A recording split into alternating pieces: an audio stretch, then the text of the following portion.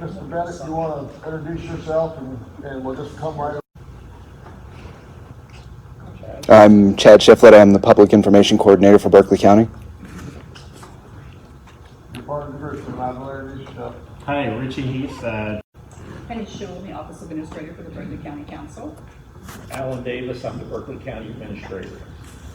Tracy McCormick, Fulfillment Coordinator. Berkeley County District 59, delegate. Lane Law, Acting District County Council.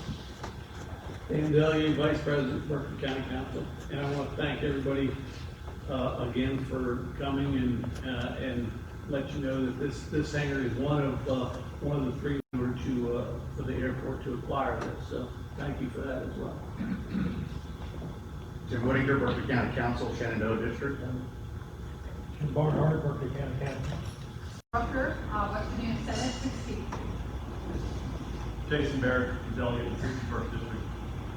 Craig Blair, 15th Senatorial District. John Hardy, 63rd District. Thank you all for being here today. Be careful what you say. As Dad said, the being already said for this day, what we do here is very important for us. I hope that you see the benefit that we'll have here. One of the years, guys, that we sometimes have more than one year that everybody takes a picture. And I was thinking about, and Senator Blair and I were talking a little bit earlier, one of the biggest perceptions that Berkeley County has, or at least the man on that, is because we're the well, in fact, if you ever want to trace people, prove to you that when it comes to tourists, county can save us to the first half. As I told Governor Justice before, we could do more. I told the governor that day was, what we would like to do is we'll be a thrower of this event, and we like for you to go and sit on the firewood on the campfire road and trying to put it out. But one of the things that I thought about this morning is, a lot of times we come to you and we're talking about, hey, and we say every year that we're going to come up with a plan to show you, and we haven't done that yet. But one of the prime examples of needing additional revenue is, and I've heard two different numbers, and I believe should have around 40-some state troopers, I'm thinking. You all probably know more than I do. 47, I think. 47, and we're down to like 20-some. So what happens on our state troopers or the governor or anybody else, what happens is the police or the right? According to the math, we don't have enough police officers in Berkeley County, which would include the city of Martinsburg. So what happens is when the sheriff asks us to hire 10, well, we can't do that because that's $100 and some $1,000 per new deputy spot, because we got to buy the car, we got to outfit them, we got to buy the guns, we got to outfit the vehicle, and all that stuff. So, and two is we're always being faced with additional responsibilities.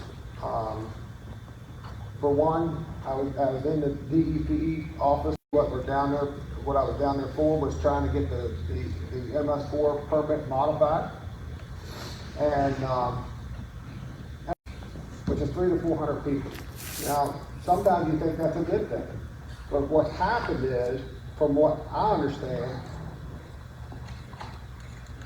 MS4, guess what? The DEP passed that responsibility to the county with no additional revenue. So that the storms working in the direction you need to, we're going to charge you $55,000 per day per violation. They had no choice, right? So, and as I talked to Senator Blair and some others here, we got the best volunteers around. But you got to remember, in 1984, Baker Heights had 300 some calls. Today they have 13. A year ago they had 2. Today I don't think they have any, because one of them had a child, and one of them moved out the area. The 2 that they had, right? 365 under a SAFER grant for Baker Heights, right? Which we have going, what, 33% match on that one? Yes, sir. For the first 2 years? Yes, sir. And in the third year, had Baker Heights Volunteer Fire Department coming to us and asking us for that, but we also had Back Creek Valley gave us a letter saying, we need 24/7, 365. We're going to apply for a safety now, so you can't. You wouldn't mean that can. So we can't afford the match, and we can't take over that staff of about $180,000 after the grant where it is. Not all of them said they'll take the help. Right? But can you imagine being in our position if the volunteer firefighters coming to you and say, we can't keep that anymore. We want. Don't forget while you're talking about the fire station, this isn't just about wages, because if the longer this happens, the less volunteers. I mean, it's kind of a model that generally happens. Competitive with Jefferson County, Loudoun County, anything in the state of West Virginia. You're constantly training people, which your production goes down, and we'd rather retain our people. And we're trying to do the best we can. We're doing a wonderful job. But at the same time, as you know, when you started adding that extra payroll, it eats into that savings that you have. Set the salaries for, Health department stuff. yeah, well, health department can't hire nurses or sanitarians because the starting salary is like $30,000 a year. Why would a nurse come to the health department for $30,000 and go to the city hospital and make so the health department can't hire new people, and you know, in this time of COVID, they need people, and they can't hire them because the starting salary is Face. And he said, I can't. They're on salary. Yeah. You know, so you can't. I mean, the nurses and stuff are probably working 60, 70 hours a week right now. But so I guess my thought process this morning is, how do we fix the problem? Because we've always said this is our answer if we were successful in doing this. But we never asked you all your. With the state police, I know from talking to the state troopers and the state trooper leadership that Berkeley County is considered a hardship. The other suggestion is, this is a heavy lift, but I've been thinking about this for quite a while. We have the regional jails, both here and across the state, for the state court. I really think that's unfunded state loan and come take away that unfunded liability to the county. Well, believe us when we say this. There's a lot of progress we've made involved. Some people would look at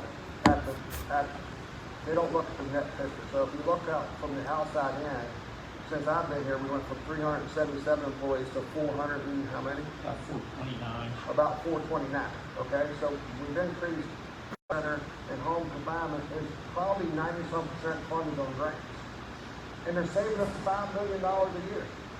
Not to mention the fact that, the amount of savings that we're getting. I mean, we have a lower jail county council job, and I think I would challenge any county to show us numbers that are doing the same thing. I mean, I've seen numbers that were.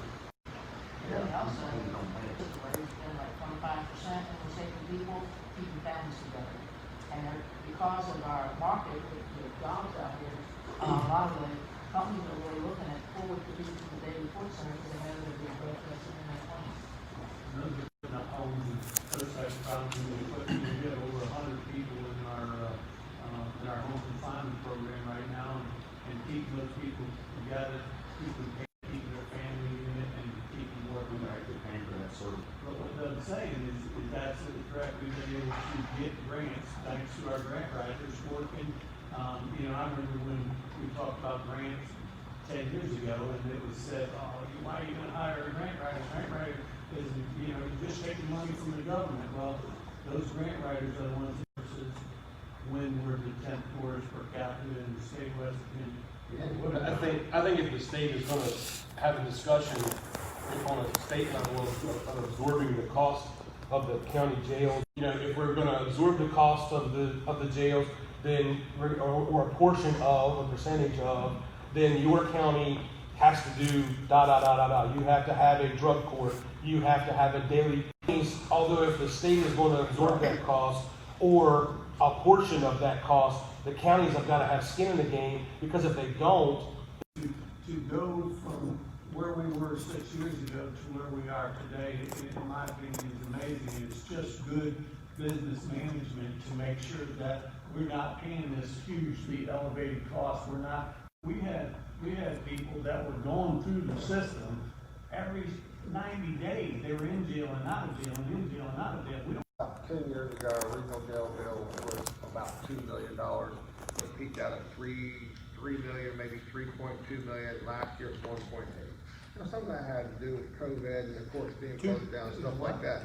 1.8 last year. If you look at me. Well, you should have had a reduction in it because the legislature's actually done work. I can't recall what it was, the judiciary chairman. We're paying all No. that. We're paying, huh? You're, Well, we get reimbursed. Yeah. We get reimbursed on some stuff that might be going from that. It but- could be a reimbursement, yeah. we've done work to reduce your jail rate or cost.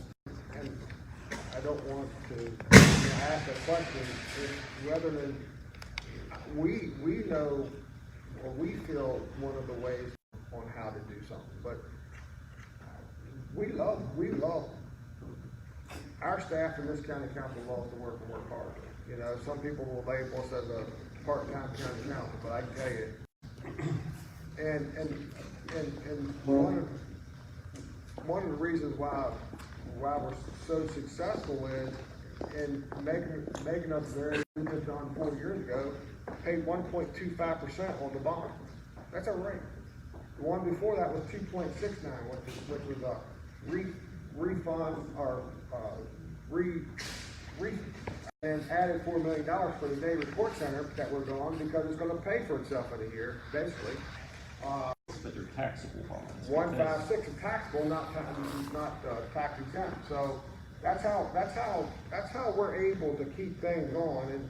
And matter of fact, on that one, we actually took the one on the state the same, and that's on the judicial center. So we're constantly doing that.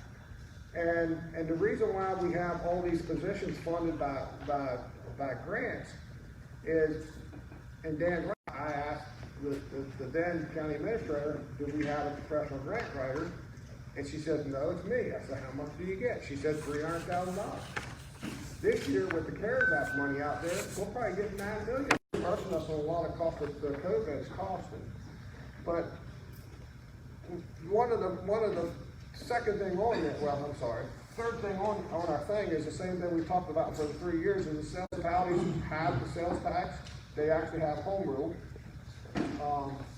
And one of the things that one of the for the counties throughout the state of West Virginia, but I'm not representing the County Commission Association, let's put it that way, is what if we went to Charleston and said, okay, for any severance tax, right? We're also, and I thought about this a couple weeks ago, we're also, I just got the numbers this morning, the county, whether, and 90% of it's always done due to unfunded mandates. But what if we say, okay, if we was fortunate enough to get a 1 cent sales tax, which we all know Berkeley County has 80-some thousand cars a day going up and down 81, we take the homestead to $40,000. We double.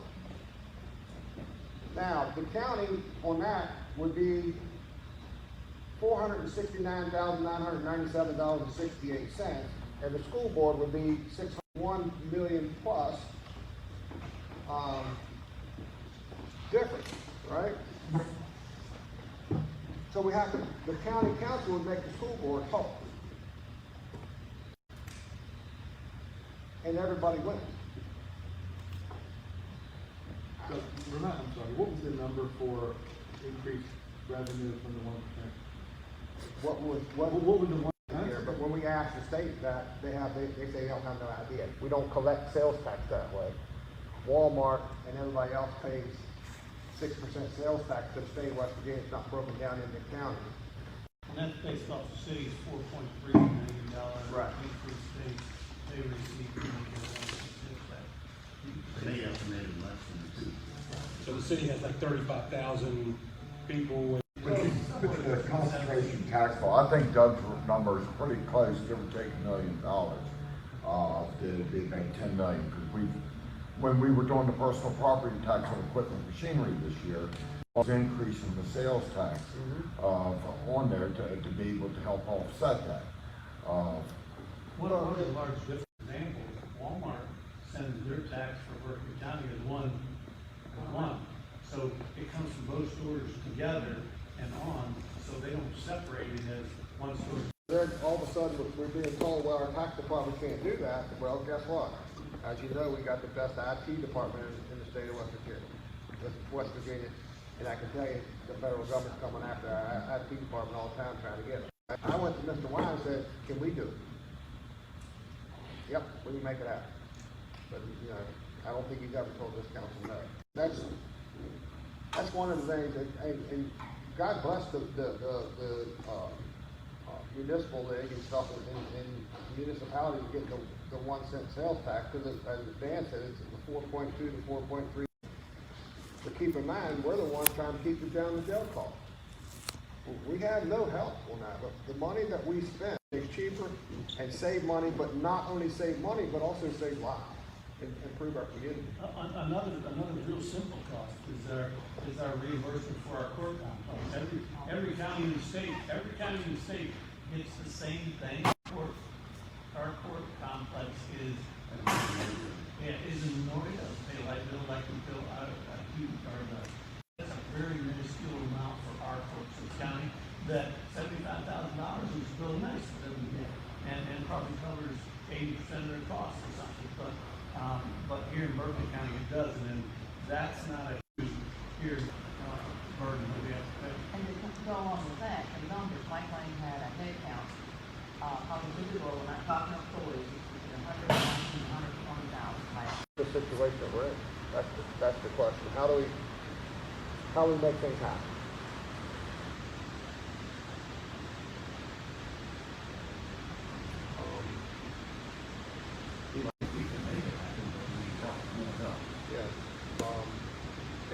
And as a talk to Senator Burr, we understand that the county council is one of the best elected, it is the best elected position we can ever have. Because all you need to do with this county council is have two other people side with you and agree with your thought process and you get things done. But you guys have to go down and get support from other parts of the state that's necessary. What you're trying to propose doesn't help the lobby that we talked about. The lobbyists, just in case somebody, you know, if any of you got offended by that, when the hope to on building relationships, right? A lobbyist would be someone that, the way we look at it, would be constantly going down and throughout the state of West Virginia building relationships on Boone County, you know, which is, we know, is a coal producing county. What if a county service tax? You know, you go to McDowell County and talk to them. We've even tried to reach out, and we just need to do a better job, or I do, of trying to go down to McDowell County and trying to help them with their drug problem. So this person would be one of those people that sit for 9 months out of the year. And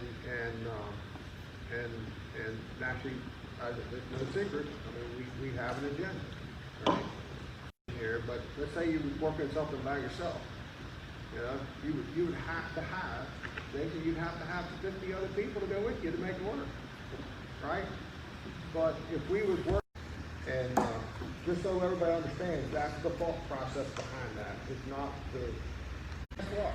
That's during our budget session. That's when we're in meetings 3 times a week, right? Trying to get that done. And it's a bad time for us. And so it doesn't work. So that's why we have these, right? Well, we need more of them. Or we need to at least talk to each other more. I just wanted to make sure everybody understood why we're advertising for a lobby. There's nothing to step on your toes. Actually, I would hope that it would be a huge asset, but it's a lobbyist for Berkeley County, not for the whole state. These organizations represent the whole state. But we know that, as I told Senator Blair earlier, last year, or when I was at the County Commission Association, and I was set on the legislative committee, and also they put me into the board.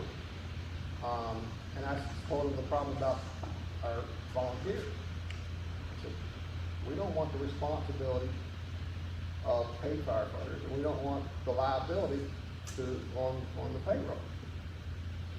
But yet the same year, 5 different counties called the fire marshal's office wanting to know how to start a paid combination fire departments because the volunteers aren't getting out the door. And they said, call Berkeley County, they'll tell you how to do it. So that's all. I mean, I think that's the thing that that's what we're looking, that's what we're trying to improve upon. And the 80,000 cars going up and down the highway, yes, our citizens in Berkeley County would pay this at 1 cent sales tax, but it would also prevent us to raise the levy rate with additional revenue. So as that comes in, that's going to be subsidized from these people outside the state. Huge, right?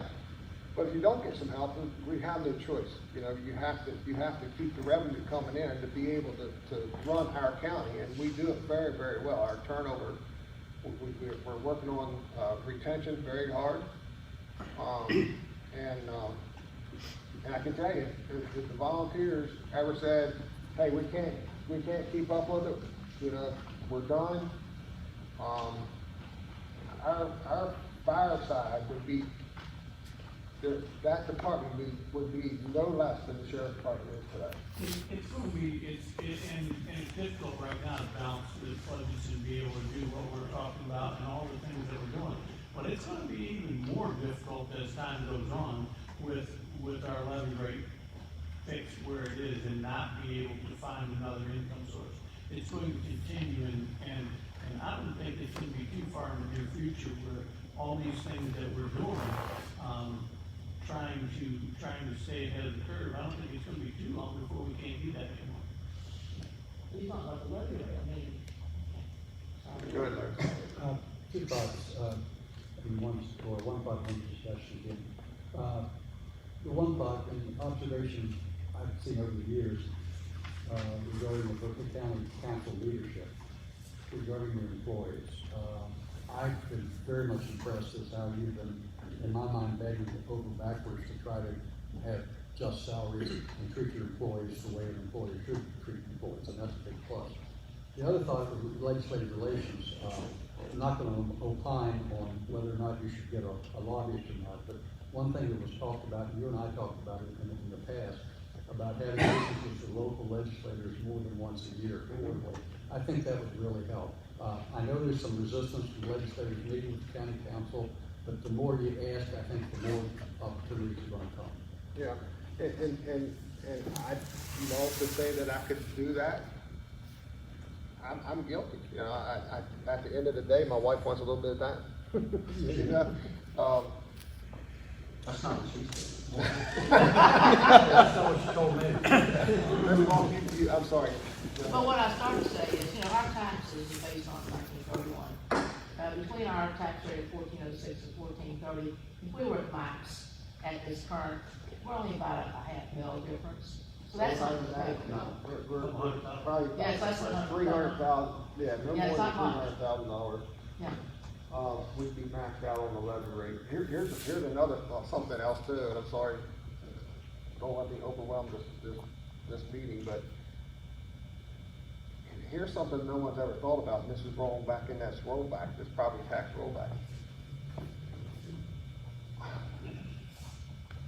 I've been personally told, correct me if I'm wrong, Mr. Davis, that our assessor's office isn't going back out for reevaluation this year, right? They're not doing any reevaluations. And my first thought process is call the assessor over, I need to talk to him. And I'll probably still do that,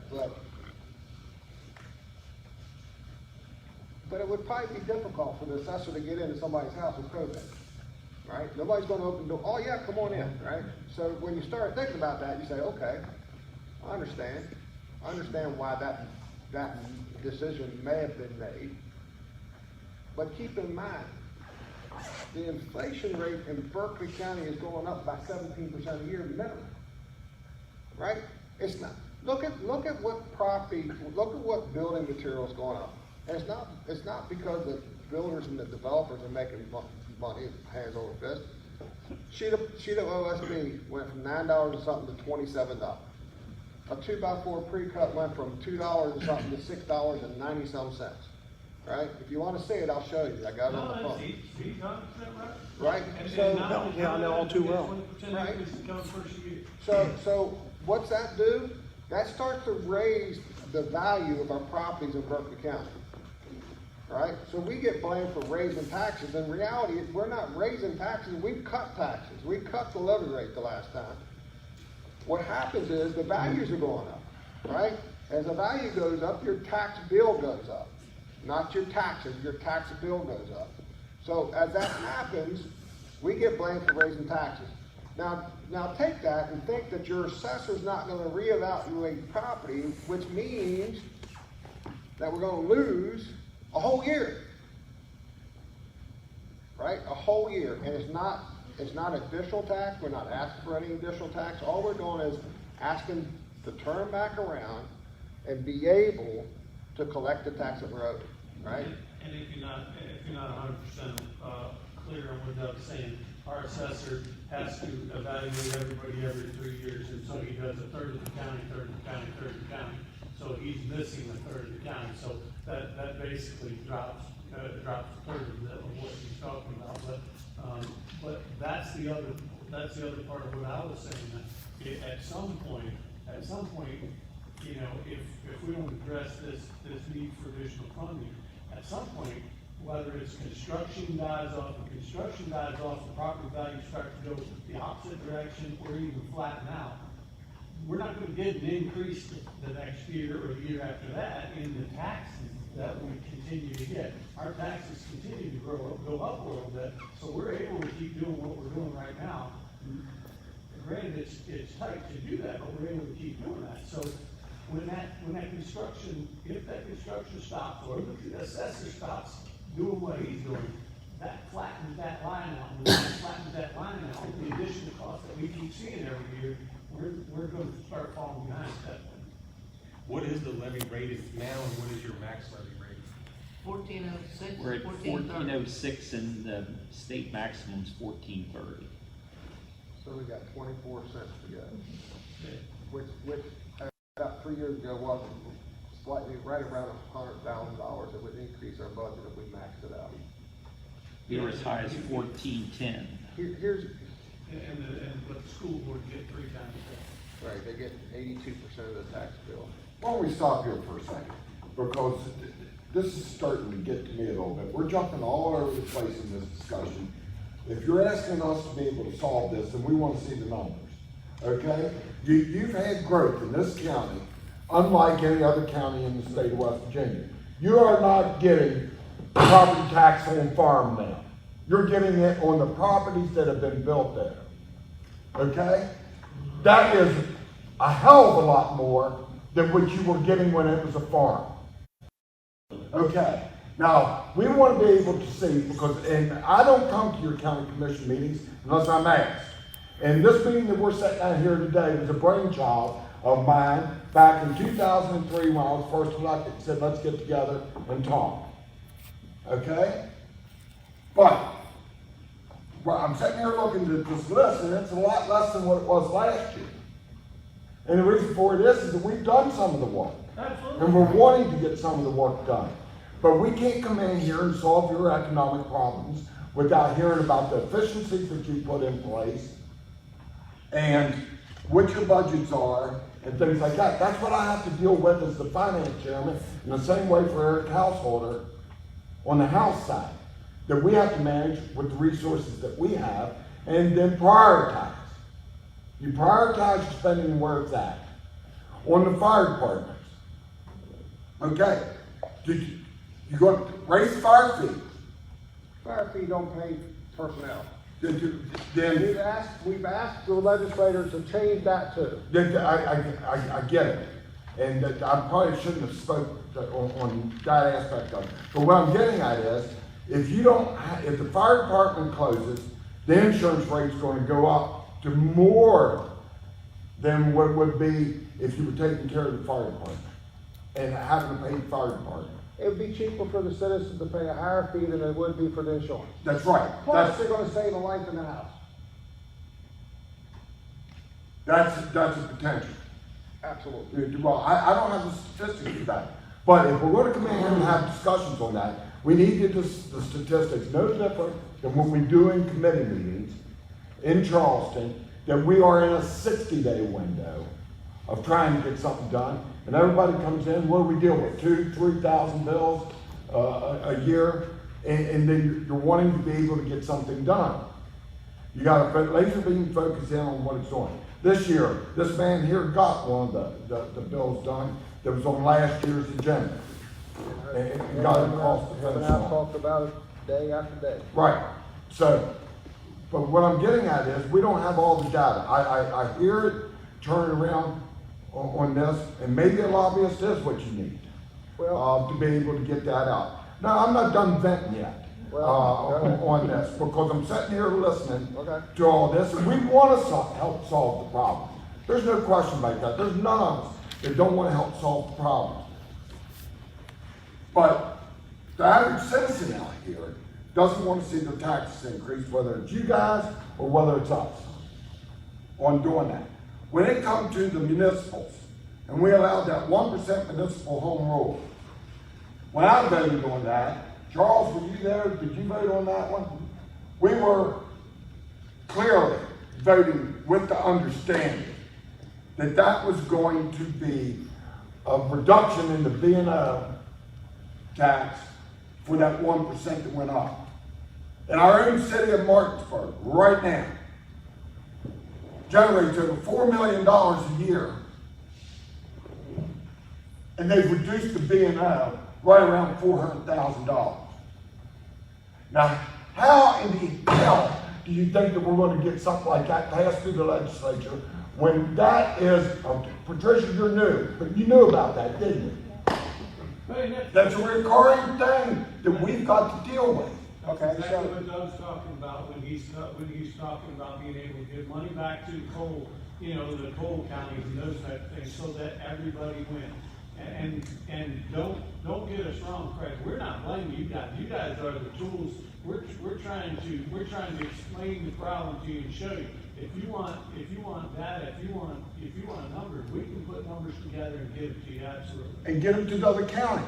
Well, Go out and sell to other counties. That's what the lobbyists that we were talking about, that's gonna be their job. That's the biggest problem that we run into, is trying to sell stuff to other counties, because as soon as you walk into another delegate's office with a proposal that's going to try to help Berkeley County, well, first of all, we got more, they're flush with money, they don't need any more money, right? And then so you have to go in and you got to try to sell it to all of them. So when I went in with my bill, we had to go in and say, hey, we even had some people come back and say, my county commissioner said, that's a bad bill, I shouldn't vote for it. I'm like, what the hell are you talking about? Is your county council not want more money? We're trying to bring money to your county. I'll give you an example of just exactly what you're saying. And the statement you just said is exactly what was said in one of the DHHR meetings several years ago when we applied for a grant to do a recovery center here in Berkeley County. They said in that meeting, why we give Berkeley County money when they got enough money to do whatever they want. And so we, Doug and I, Alan, Nolan, went to Charleston, got in front of them. We came down and met you guys. We went down, we got in front of the head of the DHHR and explained to him just where we were at, just how much they give back to Berkeley County. Fortunately, maybe it was coincidence, but the very next grant that went out from the DHHR was awarded to Berkeley County, because that's what our lobbyists would do. Do just what we're talking about. That was one time we went to Charleston and argued about a case and showed the numbers, what you're talking about, Craig. And the next grant that came out, Berkeley County was lucky enough to get it, and that's why Jonathan Hardman has the recovery center out there in the old IRS. That's the help of the Attorney General. So now, Senator, if I may, if you're done exhausting, I'll exhaust. Well, I'm not exhausted, but I can go again. And so can I, so. And we're all in this together. I realize that, but it's a frank discussion. But you, and that's all I take it for, I got broad shoulders. But you say, the farms that were there, the orchards that were there are now houses. But what I've been hearing for 20 years is, let's bring in industrial businesses because they don't need the public safety as a house does.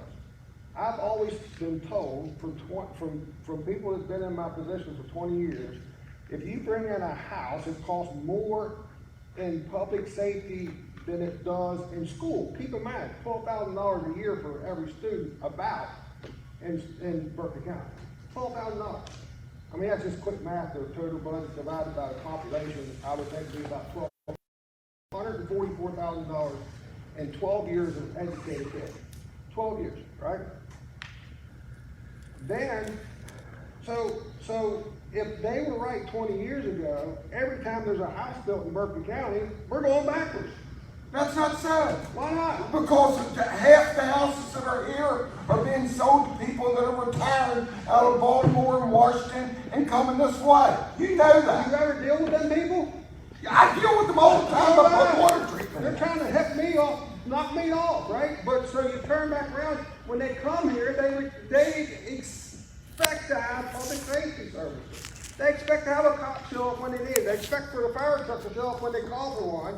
And they expect the ambulance to show up when they need one. Okay. Now, the other thing is, They're shocked that we don't, people are shocked in Berkeley County that have moved here over the years that there is not a paid fire staff in Berkeley County. People can't believe that. When I talk to people, I did it over the weekend, talk to somebody and they're like, no, there's fire departments. I'm like, yeah, there's volunteer fire departments.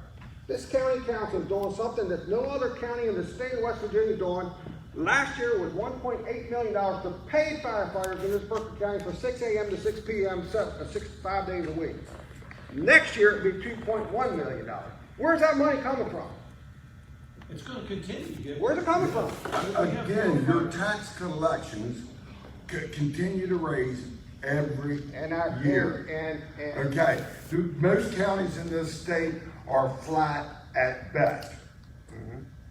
Then my response to that would be, get us the state troopers we need, right? Get us our state troopers we need, and give back the responsibility to the DEP that they put on our shoulders. Flat out, give it back to the state of West Virginia. We don't want it, but we're being mandated. I'm sorry, you don't have a choice. You're going to do it. And by the way, we don't have no funding mechanism for you to do it. So, okay, let's fix it. Give us 20 more state troopers, and tell DEP to come get their MS4 permit. As we become more densely populated, there's more crime in densely populated areas than there is sparsely populated areas, and everybody knows that. So we have that problem as well. We have the court system problem, and we have all those things that, I mean, we're talking right now. We had a conversation this morning with the prosecutor that probably this year, if not next year, we have to start, Berkeley County has to start renovating the Crawford building. I mean, where are we getting the money to do that? We have to renovate that Crawford building and turn it into courthouses so that we can continue to take care of what the growth is making us take care of. And let's take it one step, Then we just hired 2 new cops. So that feeds into a piece of legislation that I worked on a little bit last year, and on the Senate side, Senator Trump brought it up. It was like it's a rebalancing of the judges on the magistrates and the circuit, you know. And if we look at the caseloads, I've been working with this really a lot with another delegate from another area. And if you look at the caseloads, and I had this conversation with Katie, you know, about our caseloads versus their caseloads, we need a minimum of 2 more magistrates and probably 1 more circuit. But that's what I'm saying. So, but the judiciary is going to pay for that. You know, that comes out of the judiciary's budget in Charleston, but you guys have to have the courtroom space. We gotta have a prosecutor too. We gotta have, we gotta work, we gotta have more. But that leads back into the problem, are we just gonna give Berkeley County 2 more magistrates and 1 more circuit? We gotta take them from someplace else. As soon as you walk into a delegate's office and say, hey, you know, hey, you're down in Boone County, you got 4 magistrates, you don't need 4 magistrates, you really only need 2. Now that's 2 jobs that pay $58,000 a year. They're not on your side. Right. I get it. I get it. Well, in our case, But that's part of the problem, I mean, and I'm just trying to answer Craig's issue about the additional, we have additional money that we're playing catch up with, and we keep chasing that back and forth, but at some point, if, whether it's the assessor or whether it's construction or you know, a recession, any of that, this county's gonna be hit really hard if that happens. But hey. Please live there, John, 18 to 2,500 cases a year for our magistrates, and all the counties have at least 2 magistrates, and some of them don't have 1,800 cases per year for the payroll. I have a spreadsheet Yeah. that has every county broken down and how many magistrate cases they have per magistrate and also per circuit. It's broken down. It's like 300 to 500 It's completely out of bounds. It's completely out of bounds. And it's the same reason why we can't get state police here. Right. Because the cost of living is higher here, and it's basically the taxes and the housing that's the increased cost of living. Then they have double the workload that they would anywhere else. Why would you want to come here out of the county? Right. Why? But we put in place that they get locality pay for the state police, and we've done other things to help them out. Right, and that's what needs to happen, that we can make more money. We don't compete, we're talking, and unfortunately, that there's no way that this argument can go any other way but us competing with the rest of the state, when the rest of the state really isn't who we compete with in the Eastern Panhandle. We compete with north, south, and east of us. But we do compete with the rest of the states for funding, but we have to compete with the other states. For our expenses. Right. Yeah, that's how it works. So So you here's the, guys understand that, anything that we pass that is to benefit you guys is going to be a compromise. The way we got locality pay and these other things done, we have to give something to the counties that are suffering population loss in order to get what we need for the growing counties. You guys understand that? Yeah. You're not gonna get everything you want, and it's not all gonna happen at one time. I want to ask this question, and I don't know if it's appropriate or not, but where were you guys when we were trying to reduce or pass a constitutional amendment about property taxes? This is machinery and inventory tax. well, where would we stand? Yes. Well, I think, Patricia, the biggest thing on that would be, we need to be assured that we're gonna be whole. Okay. Right, we Be more assured that we're home. Right, we did, can't go assured back. it, and that bill included, provisions for 1% sales tax. It was a compromise, right? We're gonna give you guys some ways to raise funds and keep it in your own county, but we're gonna reduce taxes for citizens. And the reason I'm asking of where you were is because, to me, that is the kind of thing that I could sell to the constituents who work for me. I'm not comfortable with saying I'm going to increase the way for Berkeley County to raise taxes on the citizens and be able to face those same constituents who vote for me because I've been fighting to keep the taxes low. Okay, all right, so we'll forget about any additional revenue source, period. The only thing is, we can't, the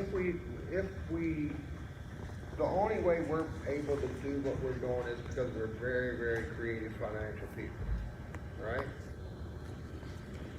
For instance, if we have a grant writer that our grant writing, which we have to, probably cost us a little bit over $200,000, or right around plus or minus $200,000.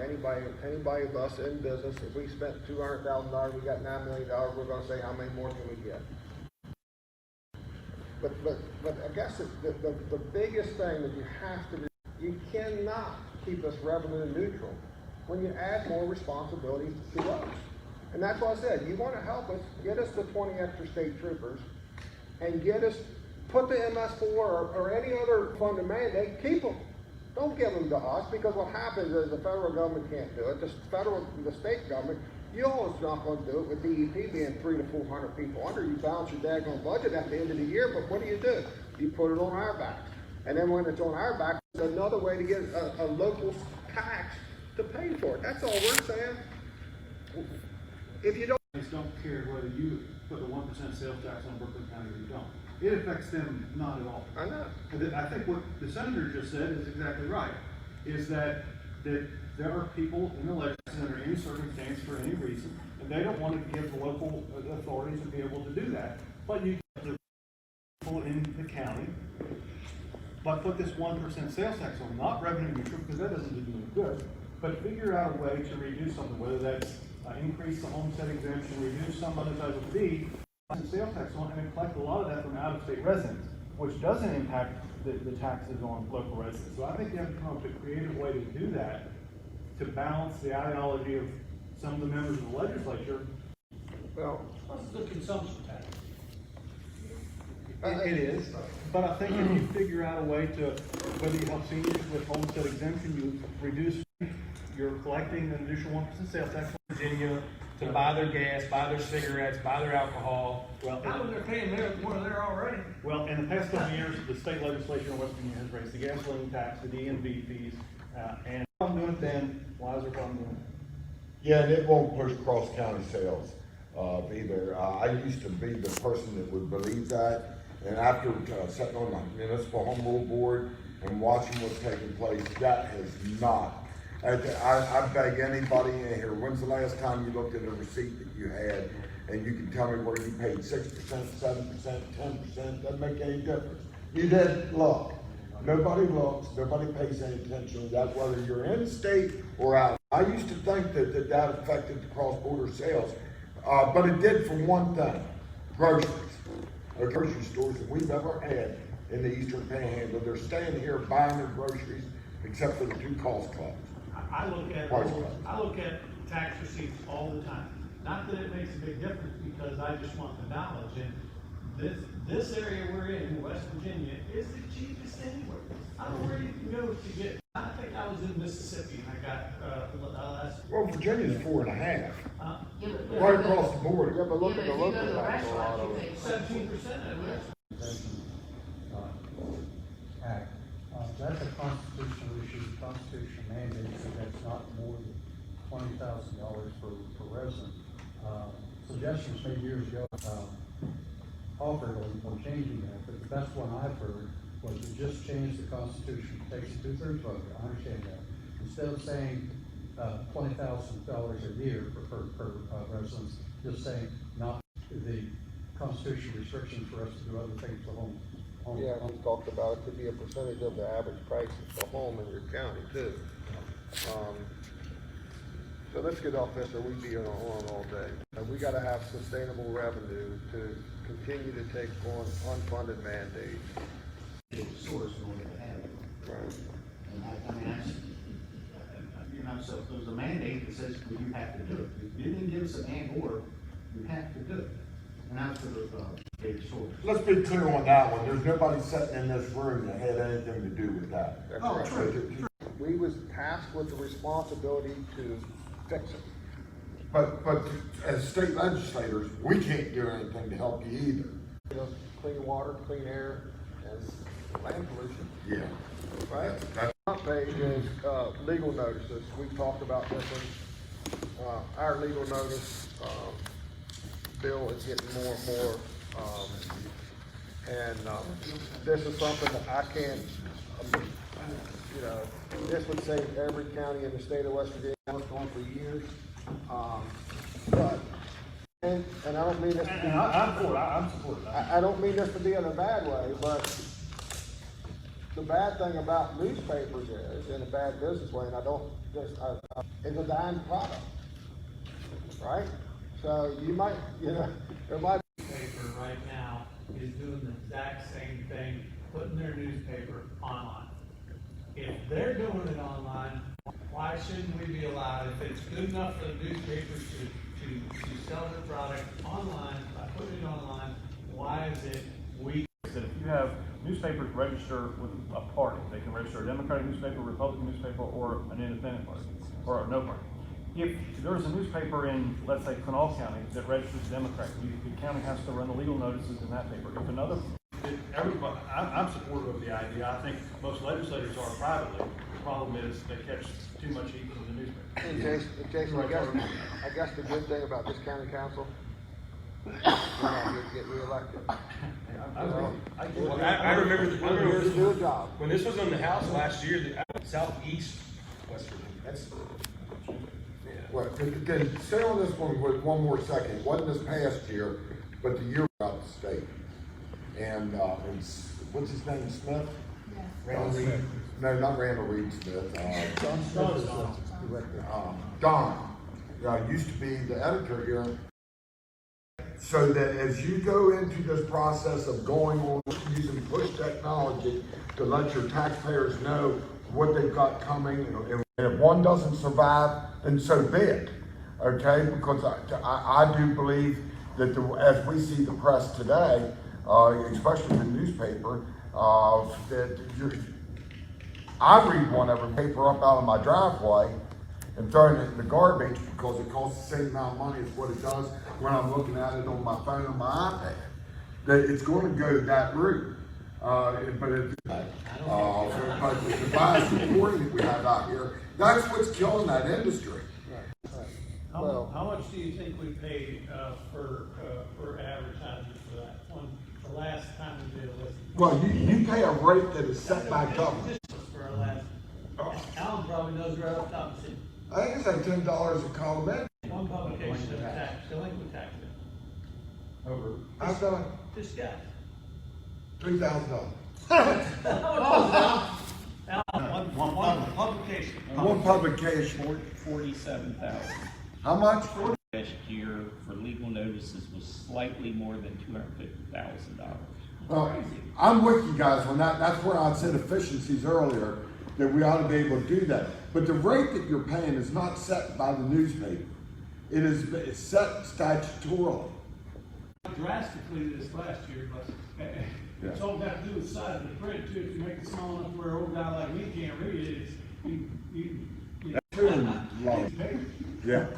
So what we're doing is now, we're looking at things that can save us money that most people would support. It doesn't matter where you're at. And looking at the legal notice, that was, and Alan, you'll have to explain this because I can't explain it. But the mental hygiene evaluation and mental hygiene hearing delays, why do we not do that across the internet or what, help me out. Virtual. Huh? Virtual. But we've got we just bought two that get wore out in 3 years because they go across the state for hearings. Gary Wine has assured us that the state of West Virginia is willing to do this. He'll set up Berkeley County and the state of West Virginia to do it. It won't cost the state nothing. Simple. These are both, these mental hygiene issues from the Sheriff's Department are both excellent ideas. The reason is there's not legislative authority been authorized, and it needs to be done. We're spending, we just spent, what, $85,000, $90,000 on those two new vehicles?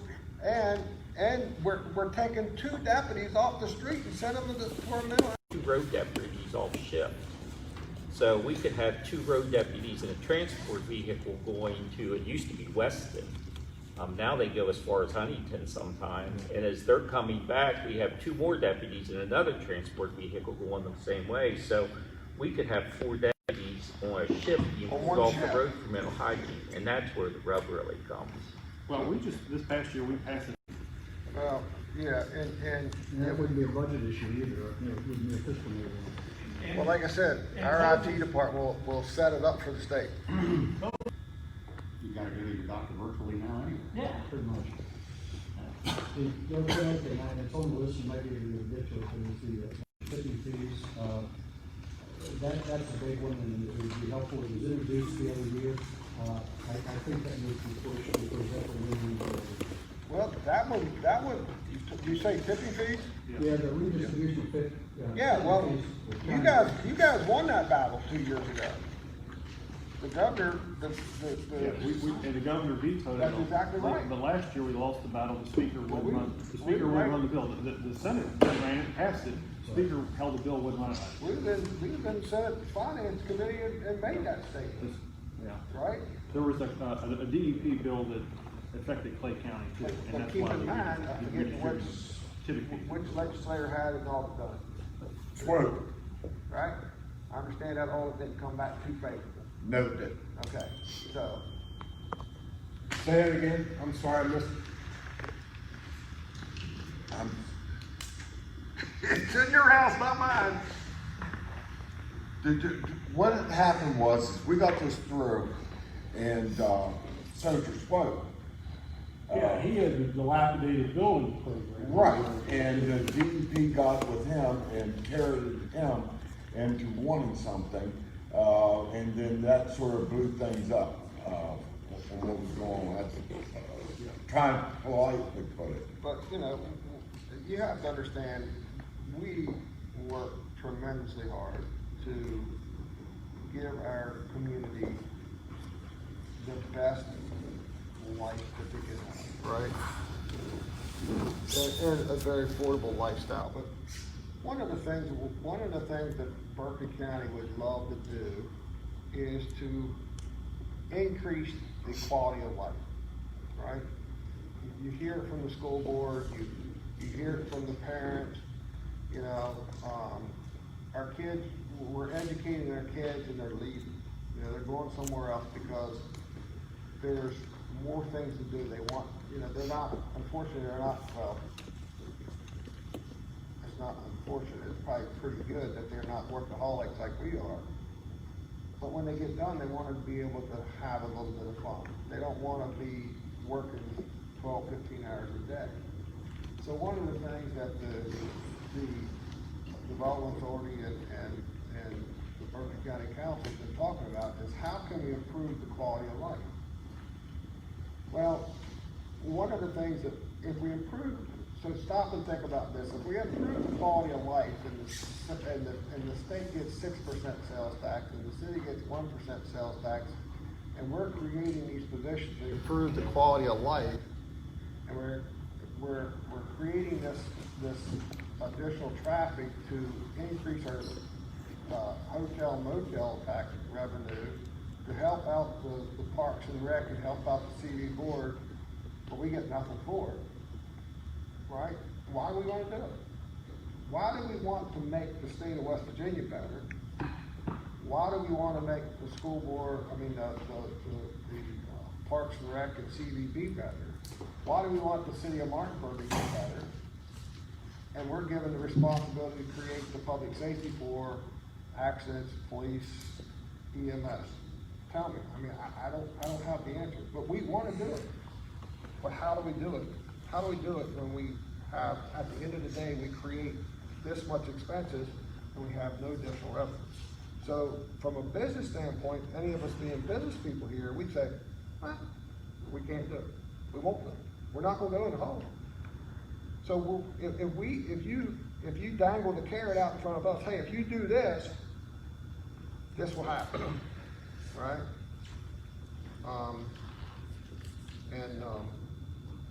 Right now it's tough. It's tough, and we brainstorm all the time. All the time. Well, keep in mind, everything that we do gives us a little percent, gives a large amount to the state as well. So, you know, when we look at quality of life and talking about, you know, we had a conversation a couple weeks ago about how we could create bigger events here in Berkeley County and get more people coming here, and you know, that will help us a little bit, but it's gonna help the state a lot. We're clearly the economic engine for the state, so everything we continue to raise that, it gives us a little bit, but it's helping everybody else in the whole state as well as Berkeley County. Well, helping everybody else more than we are. Oh, yeah. Right? We're doing all the heavy lifting. So, but we want to do that. We really do. We want to keep our children home. We want to have better parks and rec, right? But how do we get additional revenue for parks and rec?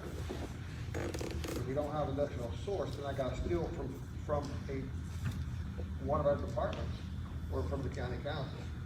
It's got to come from somewhere. So we always have Parks and Rec saying, hey, we need more money, we need more money, we need more money. Well, I'm sorry, we don't have additional revenue source, so where are we gonna pull from? Where are we gonna pull from? And right now, all we can say is, hey, we're generating this business to increase the motel hotel taxes, right? So you're getting it from that. And unfortunately for them, this last time in COVID, that went drastically down, you know? So, you know, that's the thing that we're trying to be creative on and making things work, so, I don't have any answer. They have all these funds that are sitting there, and they only have a handful of landfills that is cleaned up. But typically, we have, the south end of the county and the center part of the county solid waste authority, we need additional facility down in the north end of the county. And we're the fastest growing, and, you know, trash is something, you don't get a second chance at a first impression. Trash is something that really messes you up. You have somebody come in on Route 11, Route 9, or someplace else, it's a pile of trash. Encourage you folks.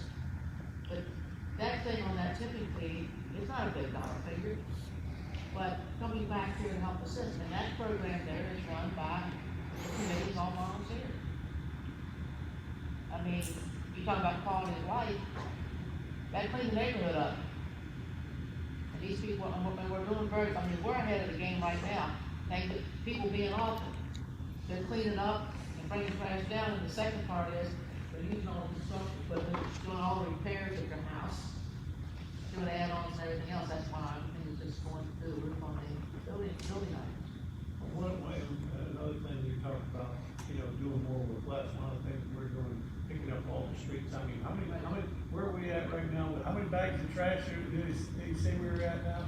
We just hit, we hit 63 in one day last week. The total number of bags since we started, what, I forget what it is. No, it's hundreds of tons. Of how much trash we're picking up, but it's all done with community service. Right. We have community service, and we created a program with our court marshals to be able to oversee that, and they take them out on the road and watch them pick up trash.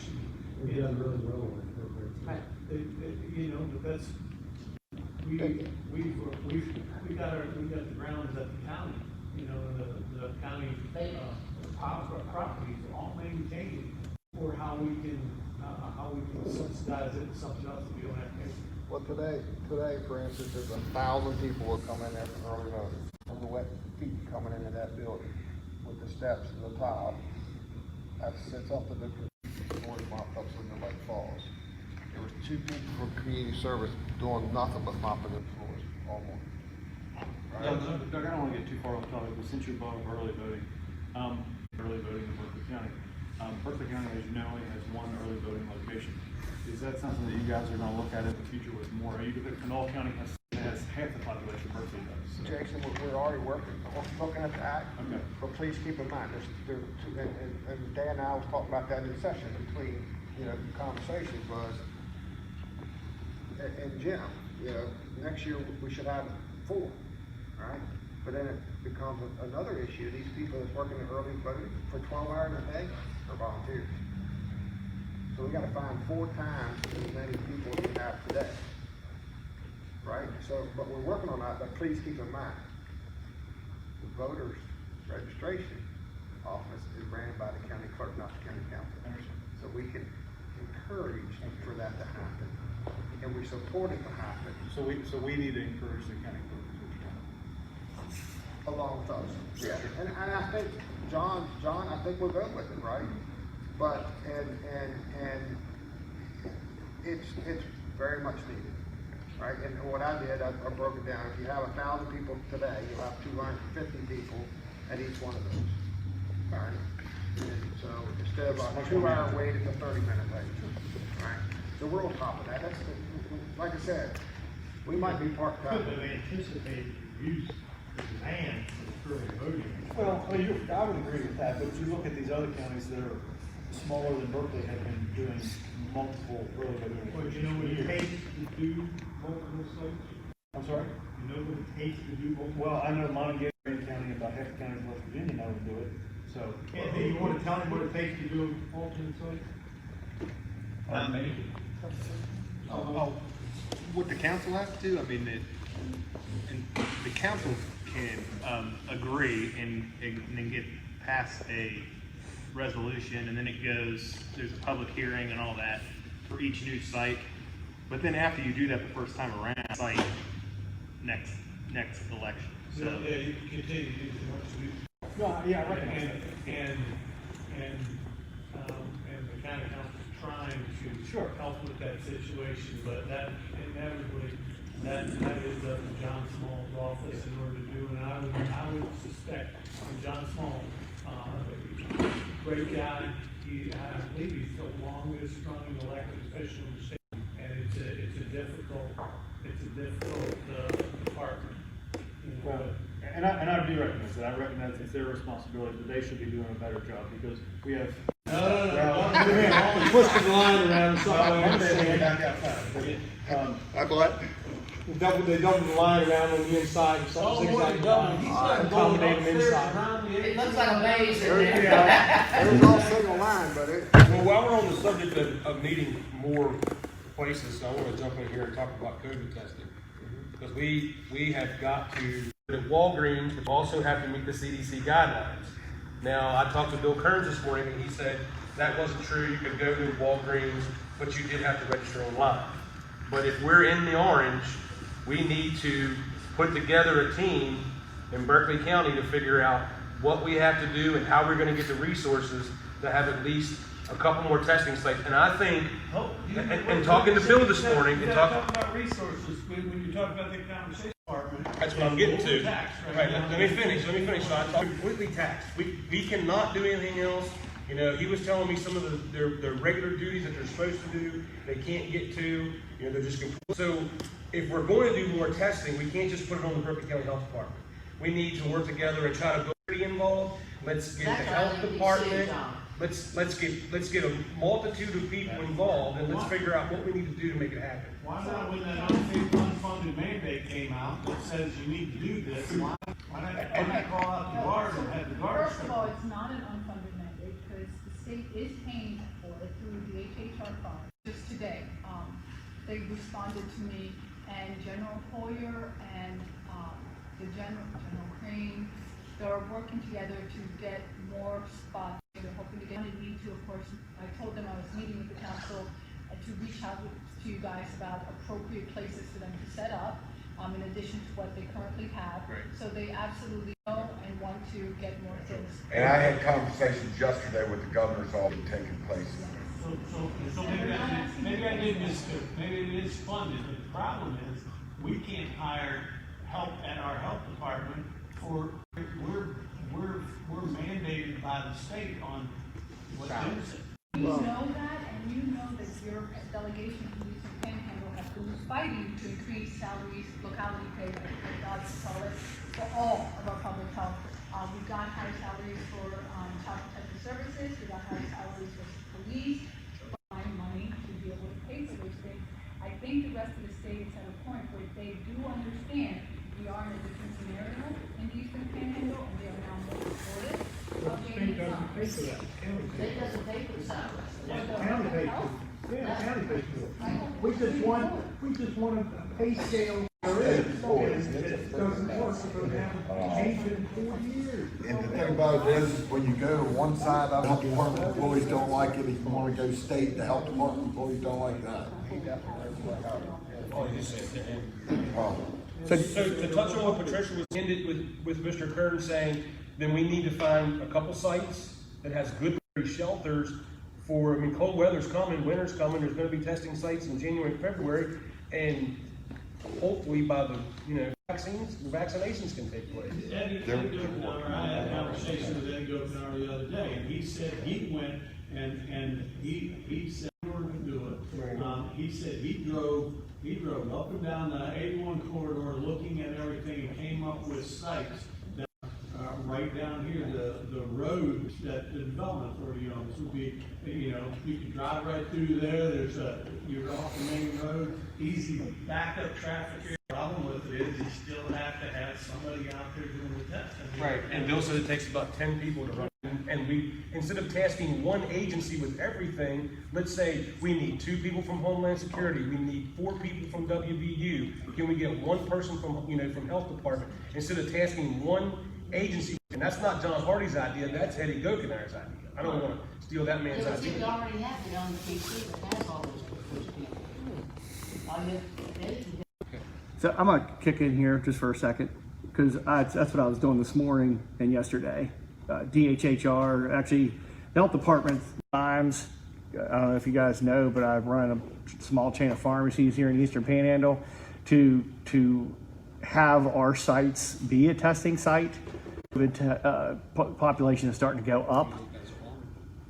So I've been working on and fix this problem that you're having with the testing sites. If it works in Morgan County, our store there is right next to Tri-State Medical. We have a medical complex all sitting there, exactly what you said, getting out the details of the personnel, the amount of DHHRs trying to get us to do it for may cover the cost. I'm not really sure yet. If that happens, then we can do Berkeley, Spring Mill areas, and I suspect some of the other pharmacies, like Jefferson Pharmacy and Inwood and Jefferson County, can probably set something up similar to do that. Doing some tests myself. So if anybody wants to come get a test, just come on down. And I agree, I think your Spring Mills location would be an ideal spot. It will be. The paperwork, the initial paperwork, it wasn't bad for government paperwork, but it's still a little bit time consuming. They want this, this, and this. But that your question about the COVID sets increasing, I think the health department is trying to do their best, trying to get these people to direction. They are. I think I'll be up and live in Morgan County within probably a week. We do have a great health department, and the one thing with Dr. Reedy and Bill Kearns is we work very closely together with them. They're being overtaxed. As Jim says, you can't, they're not getting paid overtime to work all the hours. Our people from Homeland Security do get paid overtime, and you're right. John's right. We got to get more testing. Jason, you brought it up too. We've got to get testing going. But again, it's something that we need help with. And thank you, Patricia, for doing it. The one thing that we talked about is the 911 fees. One of the ways that we can, and I can assure you that we would decrease the fees if we had a better way of collecting the fee. But right now, it's cell phones. Landlines are going down, and guess who has landlines? Businesses or the elderly, right? Fund fees are designed to be collected from the residents, right? So the one thing we came up with, and this is, I think, throughout the state of West Virginia, was to the electric meter service. We're in agreement with it, or more so, at least I was being told that they didn't have such a big problem with it. If that happened, we could decrease our landline fee, drastically reduce it. But it's the same thing, Jason, and that's a good question. Plus, other states or other counties, a lot of them have out-of-state cell phones, so that fee isn't always collected here in Berkeley County. An electric meter, it would be more beneficial to all. I understand that, but then now you're bringing in another company to collect the fee, and I was just wondering how other states do it. If other states do it either on a fire EMS fee, they do it on their property tax bill, or, there are other, I recognize that you all have to collect it in landlines and all. The way the fee is coming in currently, we just think there's a better way to do it. Yeah, I would agree with A that. more even way, right? Because it's not fair for an elderly couple that still has a landline, or a house that wants a landline because they're tied in with their alarm system to central dispatch, to pay a landline fee and me not pay one because I don't have a landline, right? But I'm still getting the same service. Or if you have a cell phone and it just. Well, there's multiple, I mean, it's collected from multiple sources right now. But this is, I mean, we're okay because we control the landline fees, right? But at the same time, we feel like we could, don't hold me to it, but I'm thinking we could probably cut the fee in half. Right? County Commission Association, go over those real quick. Anybody have to take a break or you keep on going? Everybody all right with that? Before you go any further, that was the governor's office just called, so on the testing, they'll be announcing later today and tomorrow there'll be 4 testing facilities that the guard is doing because they couldn't even get coordination done with the health department. Okay? So, 4 testing facilities taking place tomorrow here. That's what that call is about. That's great. I just missed a call from the governor. I think I'm getting it right now. All right, I had one about a half hour. Why are we sitting here? Well, I sent a text message back that said. and before we go any further on the health department, tell me, do you want to, when you work at the health department, do you want to be a state employee or you want to be a county employee? Because you know that you fight that quasi thing there. Well, state employees, what they do is they go to the state, they get a good salary, and then they stop. They stay at that same salary. In some counties, it may be lower, but some counties give, Harrison County is an example, they give incentive. And no, I'd rather work for the county. Rather be county. Oh, yeah. I wanted to ask that question because I've worked with Bill trying to solve some of that. Because when we did across the board pay raises the last 2 times, health department get caught up in that, and we put a bill in to be able to solve that. And it's still a nightmare where we've got different employees that are state employees and county employees, and then everybody falls, and it creates part of the problem of what you're talking about on the retention, because when your salaries are set in statute, it becomes an issue.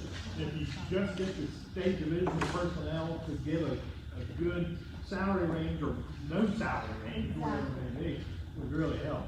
And then each county has control over its employees. And see, under federal law, isn't there a thing on someone on the salary, you can just work over a certain amount of hours, you're supposed to be able to get extra pay? Because there was a court case on that, and of course, under this situation, poor people work themselves to death at the health department, not getting an automatic salary. You know how we gave all but one department a 12.5% increase in pay in 1 year? Anybody know? What was the question? Anybody know how we gave a 12.5% increase in pay to every department in the county government other than one? A full-time position when we got here was 35 hours. We gave them a 12.5% increase in pay because they gave us 12.5% increase in the hours they're gonna work. So they went from 35-hour work week to a 40-hour work week. 12.5%. You know what that did? This is that creative thinking. That 12.5% saved us, you gotta think, 12.5% every 8 positions, right? It saves us retirement, it saves us all the benefits, dental, health, right? In some instances, saves us a vehicle, right? The only one that didn't do it was the assessor's office. And you know what? They're still working 35 hours, they're still getting paid 12.5% less than everybody else. The state employees, according to Jim, they work a 37.5-hour work week. So if you want to give them a 6 and 3rd% increase in their pay, tell them to start working 40 hours.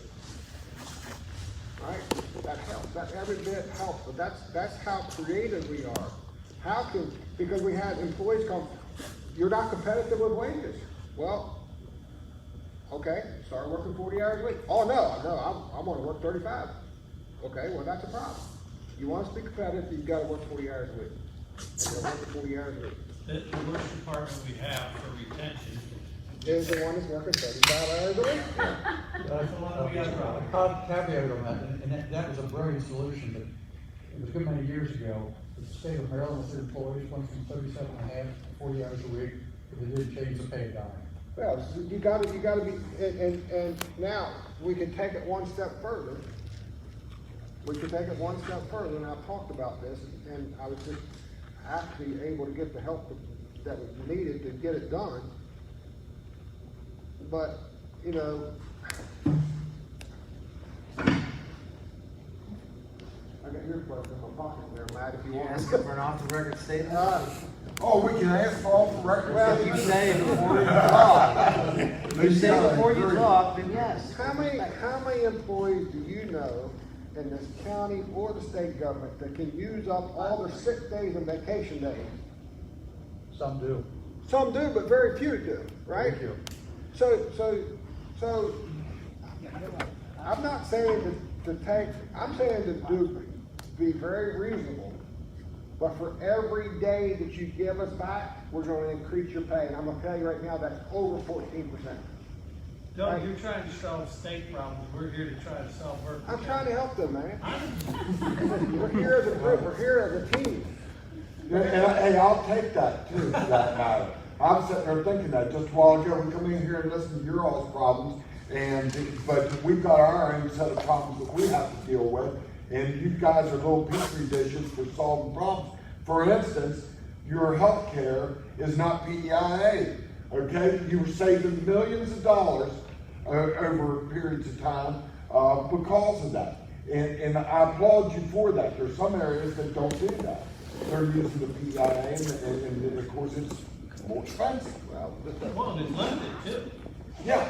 So limited. Well, and that's the main reason we do it. And Mr. Davis is the expert, so jump up there, sir. But Berkeley County is also self-insured on portions of it. Tell them how it works. Al. We are. Go ahead and tell them. We actually have a $7,000 deductible that's fully insured. And then we go back and we self-insure. We give employees what I call the high option, where they can do a $750 deductible, and then we self-insure everything between the $750 that the employee selects, and then what's fully insured through Highmark. We do that with an HRA, and we actually manage that expense. So, and this goes on what we do. We're not, you don't know about it, because we're not the type of people that sit there and blow our own horn. That's why we have Chad wherever he is. Right here.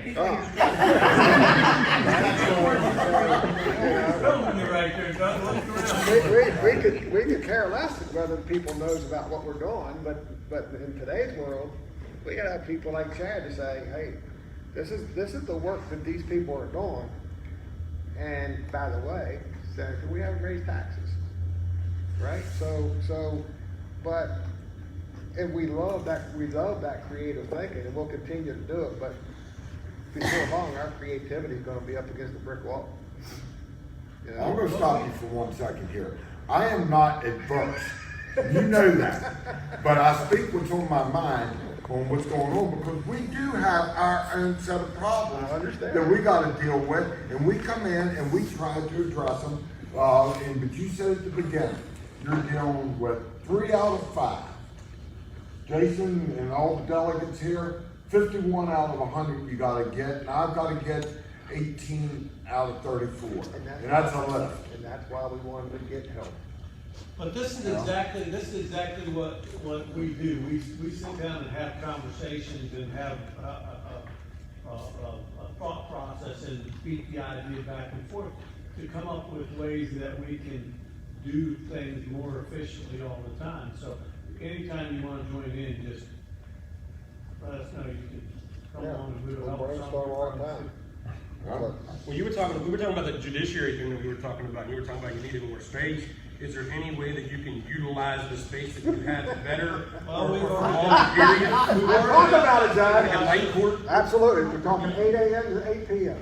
Right, but then we had that conversation this morning. How are we going to do that we're going to definitely still have to have more prosecutors, and then you've got the lift of getting getting prosecutors to work nights, you know what I mean? That Katie doesn't lunch, she'll work late. a lot of those took those kind of jobs because they didn't want the other job where they gotta work evening. But the answer to that is, you have two shifts, one would be 8 to 5, and then all of a sudden, you also have an overlap to 12 to 8, right?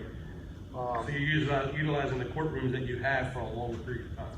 Well, yeah, but our courtrooms are pretty full, right? We even had to revamp some of them, but then we have to have more office space. But the thing that, where it saves us money is bricks and mortar. That judicial center, I think, cost $54 million when they did it. It saves us, we don't have, the electric bill and all that stuff. You're not lighting and heating, two separate We have buildings. some, but not as much. So the three bonds that we're working on refinancing that just got priced out today at 1.56% is the three bonds that's remaining on the judicial center. By us taking 6 years off of one and doing 3 years off the other one, and keeping the one at 2029, that's when they'd be paid off. Will save us $1.9 million, slightly under $1.9 million. But it's gonna cost us $410,000 more a year, okay? But that's a huge benefit to do that.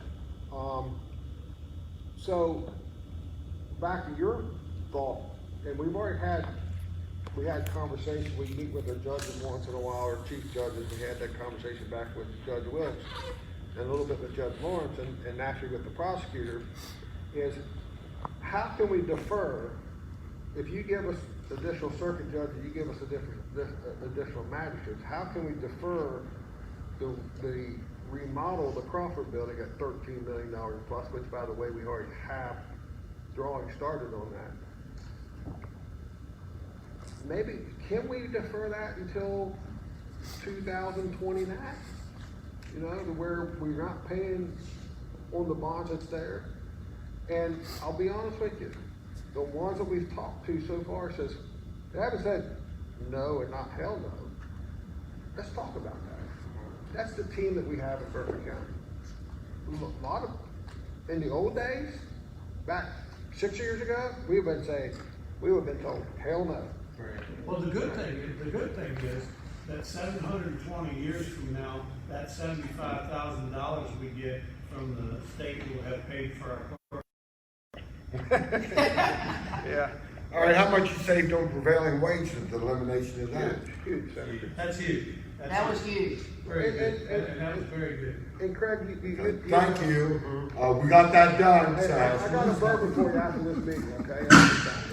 But, Might need it earlier. okay, but if you remember back 10 years ago, we done in-house projects because of. Oh, I know. Right? Yes. And then once you got that prevailing wage taken away, we stopped doing in-house projects and opened back up to the public sector. Now, they're nowhere close to where we were back then. We were doing $89 a square foot. Today, our buildings are costing pretty close to $300 a square foot, right? Yeah, different times too. It is, right? So, thank you, sir. But cut 40% off. I mean, it cut 40% off the cost of, it cut 40% off the cost of the projects, which was a big win for local government, absolutely. Okay. I just feel better that we have, because it feels like sometimes sitting in here, we haven't accomplished anything. That went across my mind there, that it should have been saving you money. Absolutely. On that, because we're in the business of trying to help do that, help work with you. But that was, 20 years, 30 years worth of lifts long before I ever got here. Tremendous help. And absolutely, I think our biggest thing is we spend so much time looking out the windshield, that little mirror in the rear view doesn't get much attention from us. I'm guilty of it too. So. Maybe we should open up this meeting next time with all the things that you've got accomplished, and thank you for it, and then we'll hit you with everything else. Butter our bread into them. All right, so County Commission Association, same thing, regional jail cost, but and the two things that go along with the regional jail cost, and you've heard us beat our own drum on this one. regional jail costs, and one of the other things is substance abuse treatment, right? Our regional jail bill has went down over $1 million, right? Because we're doing such a good job on substance abuse, right? It's just amazing. Let me ask you something. I talked briefly about something. Thank you, Larry. Talked briefly to a young lady this morning that was trying, by the way, thank you again, right? Thanks to all of y'all. With, I know that at one time to get a felony expunged, it was 10 years after your last sentence date, which was your last parole or probation date. That got changed to 5 years. I thank you. And I'll show you a text that I got from a lady, and many of us know her very well. And she's so delighted that she's able to vote. So deserving. This election, right? But I spoke That to, was a success story. and there's another success story that I spoke to today, that she really wanted to try to get her felony. And I'm telling you what, this girl has done a 180, or if you want to say 360-degree turn around. It's unbelievable what this lady has done. But unfortunately, she doesn't qualify for the expungement because she they look at it as a, help me out. Crime of violence? Huh? A violent crime? Yes, right? But, man, if I was gonna say this girl created a violent crime and she's here today, I'm telling you, she's all the way up here. Very, very, I mean, she gives back to this community every day. And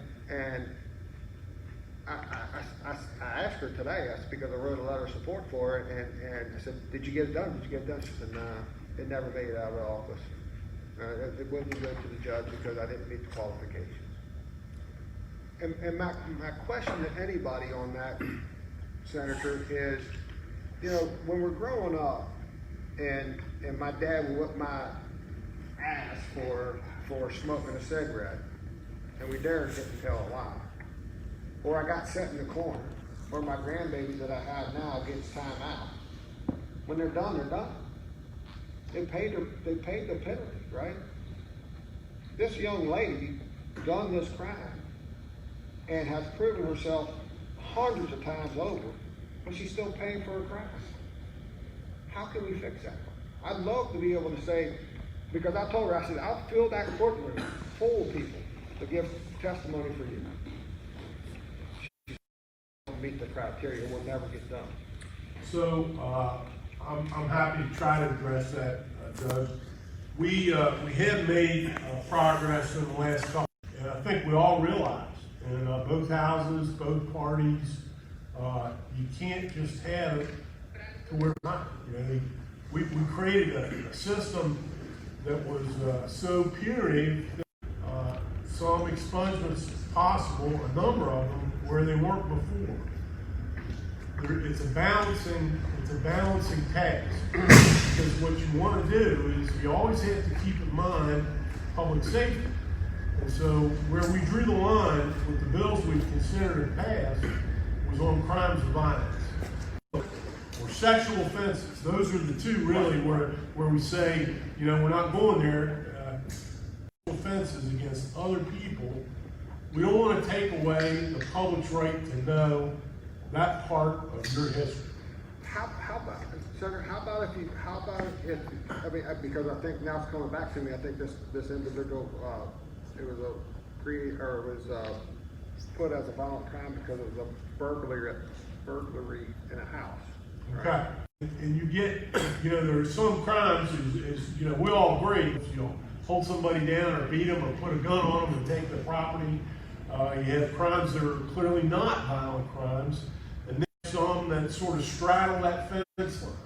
And burglary is one of them, you know. And it's not a crime of physical violence against the person. I've heard that said, but I've also heard it said, look, you're entering into somebody's dwelling house at night, you're creating all kinds of opportunities for violence and injury and even death. And so last night I woke up, grabbed my pistol, and walked out. Right? So I hope no one ever robbed me at that level. But let's say this: What about if this person is able to go in and the people was able to see the change that they made?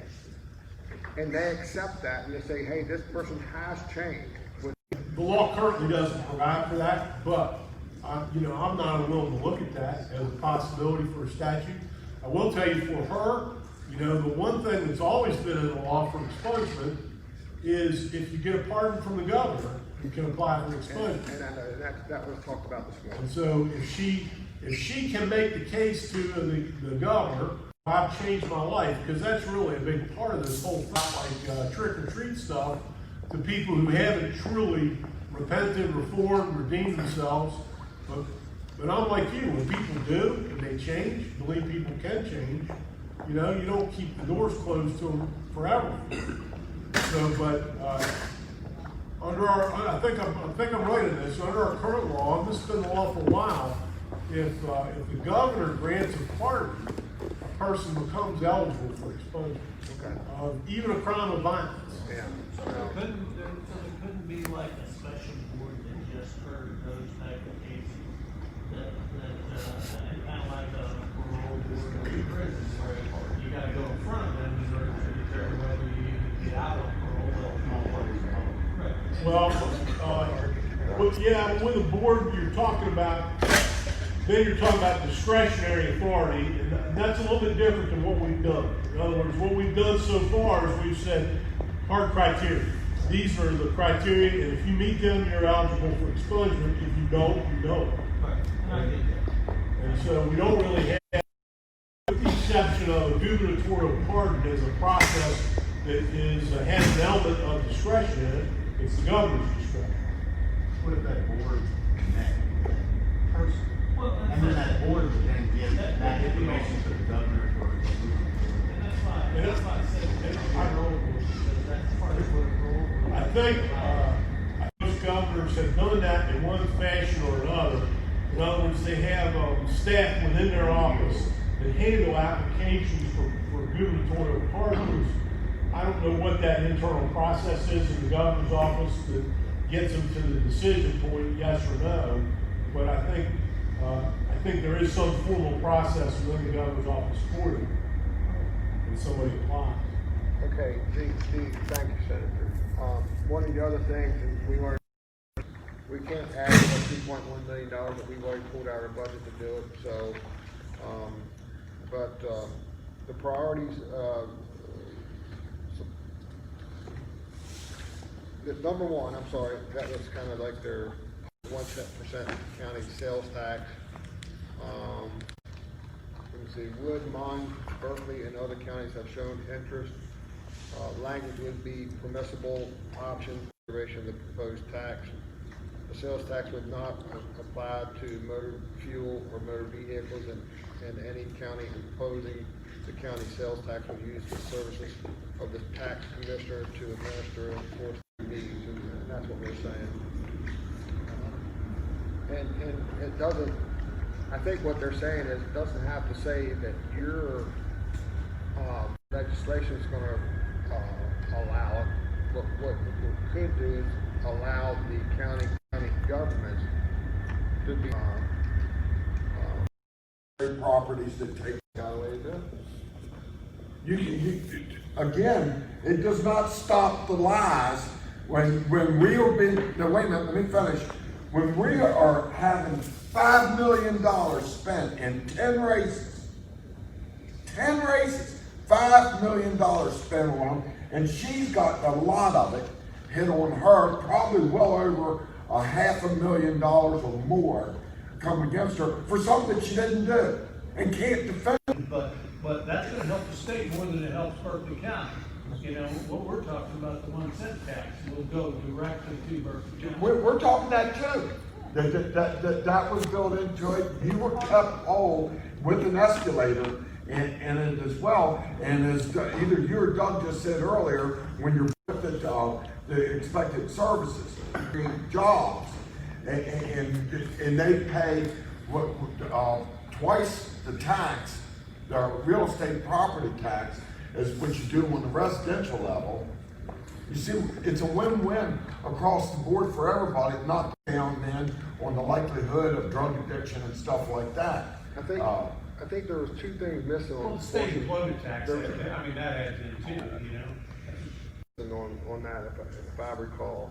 In a county like Berkeley, here to pick up the lost revenue on the new businesses coming in, or revenue that was gonna be coming off of power, right? And then that becomes more revenue on the personal property side and sometimes the real estate tax side. So those are the two things that I don't think was part of that bill. The pilot, you're right, we looked at the solution on that, but we went back and looked at the last 5 years or 6 years, I forget which number we actually went in time of, and it made it so that we pick it goes up and down on your collections, and we picked the high year out to be able to make that happen. And forgive me that I can't remember all the details, but I had a rough year down there trying to manage that part of it through. And I can go back and get that. And so while I've got the floor here for a second, I'd like to, again, before the session, have another meeting where we come back in with better data. And it's either early in January that we manage this, because we got an extra month this year that we can draft, and we've got attorneys that can draft, and we can come in here and try to solve some of this on fixing it. Because I'm not opposed to it, but this is the year to, if you're doing the 1% and looking at that, and you can get other counties on board. It's all about granting flexibility to the counties on that. We really want to be able to do that. But I do have percent county local sales tax through the 1%.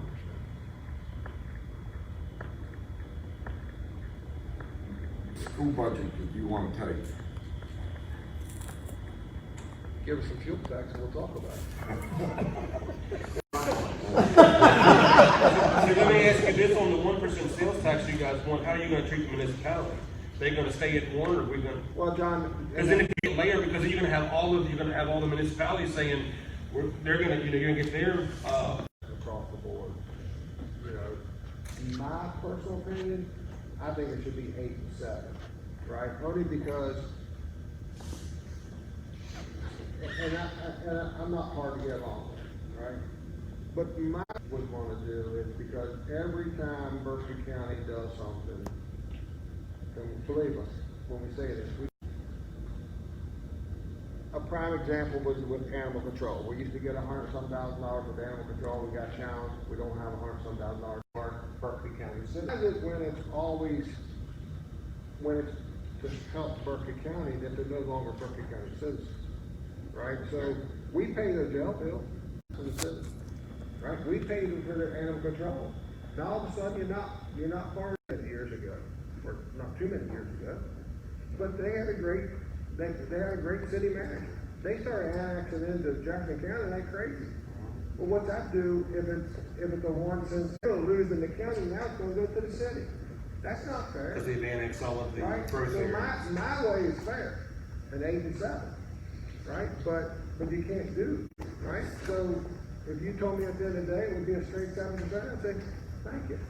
Yeah. But I can address that. 4, 5, and 1. I can address it by not layering it.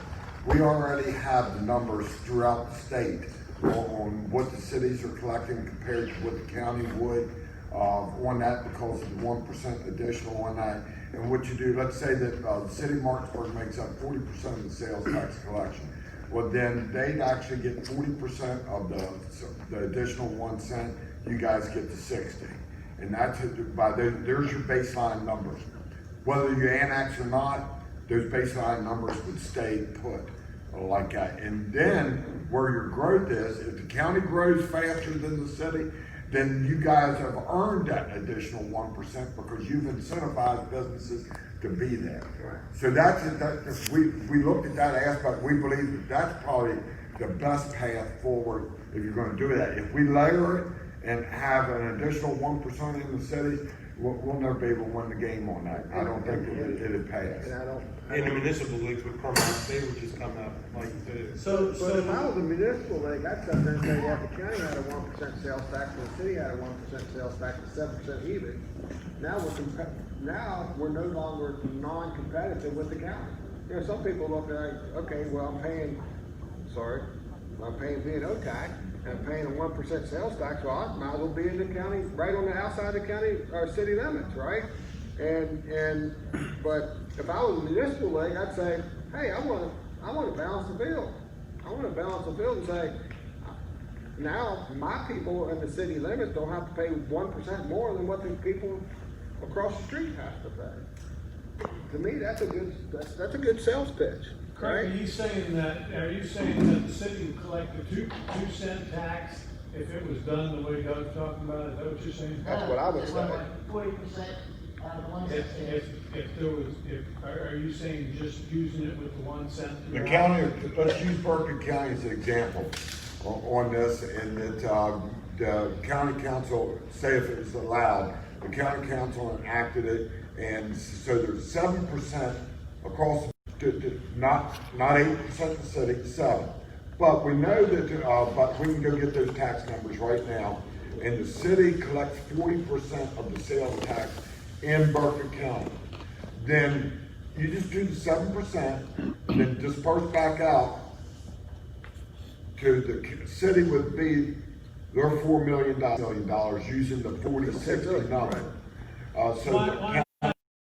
Why not do the 7 and 8? Why not do the 7 and an 8 and give both 2 cents to the city and let the city collect the 2 cents, but lock their jurisdiction on where it is currently? That will, from the get-go, say, no, I'm not allowing the locals to do any tax increases at all. And anybody that disagrees with me here, to feel free. We wanted to help the cities out, and it basically has become a cash cow for the cities. It's helping them out. They just built a $15 million police station, paid cash for it, and that's the money they get. I get it.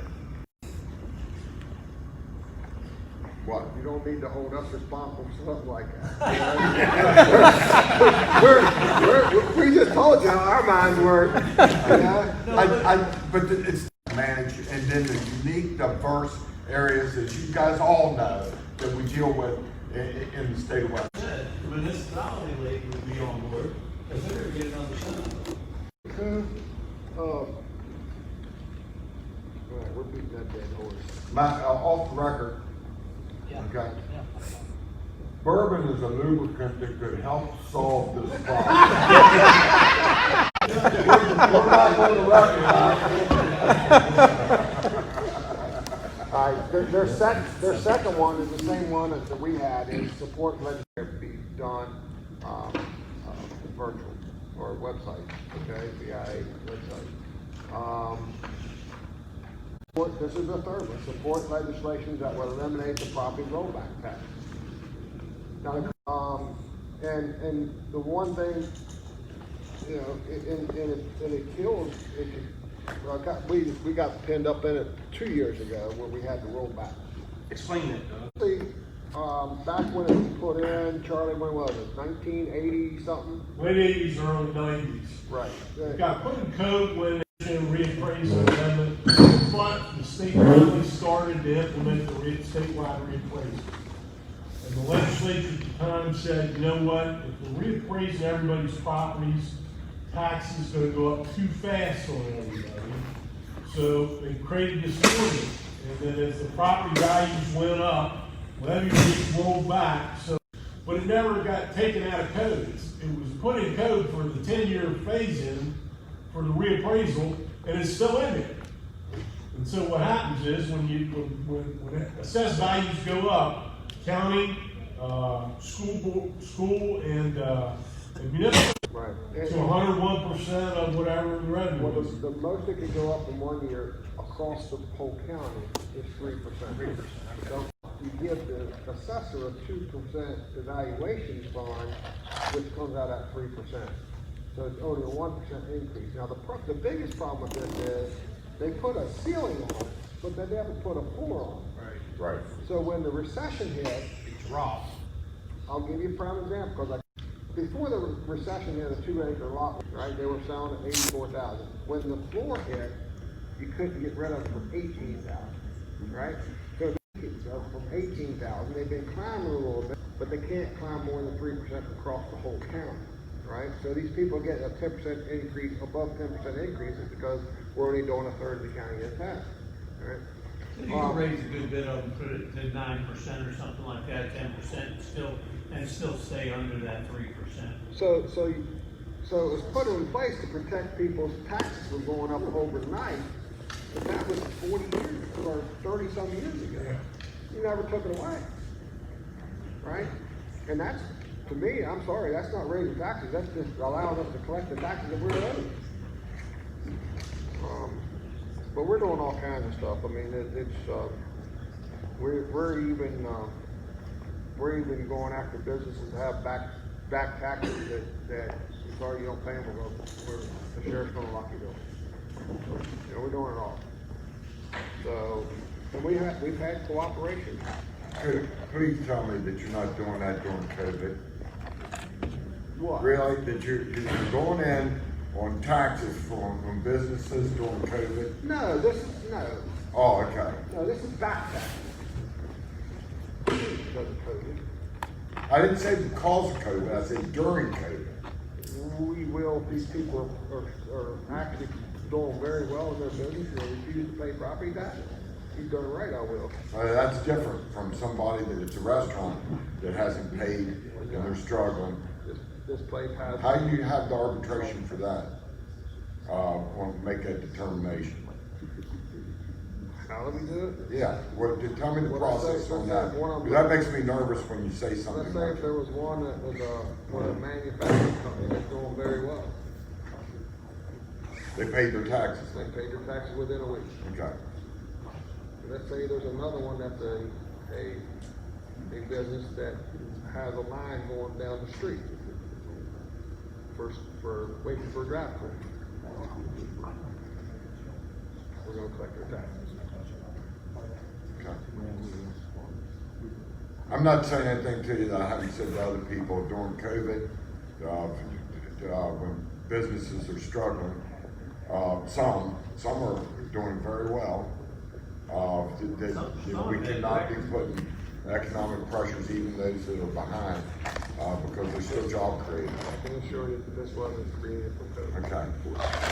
Lowe's went from their highest week ever sales, Lowe's and Market, their highest week ever sales was a little over 1.8 million in 1 week, and they did 2.2 right in the middle of the total. Who's that? Lowe's and Market. All right, now let's get to the important question. How can we help you? I know. Hey. I got one. All right. I got one. This is just something that I'm sure you guys are thinking about it, and I want to encourage you to think about it. You all will have to deal with it with the configuration of your voting precincts and the magisterial districts and all that. But probably by April this year, we'll have the census data, and in 2021, I expect sometime, probably be a special session, the legislature will convene. It won't be during a regular session, but the legislature will convene to draw districts for delegates, Senate, state Senate, and our congressional districts. So everybody's kind of nervous. This is bipartisan nervousness that we think there's a decent chance that we lose a congressman when the allocation occurs. So we'll be drawing the state into 2 congressional districts. But here's what's going to happen, something that I can predict. You guys know me well enough to know I don't go out on a limb often with predictions. But you're going to gain seats. We're going to gain seats up here in this panhandle. We're going to have to. And we're going to work in our state house. In the state house. And we're going to work in bipartisan fashion, I hope, to try to underpopulate the districts a little bit. The House and Senate districts, because we're going to continue to grow. You know, we end up, House district would be about 18,000 people, again, would be the numerical average.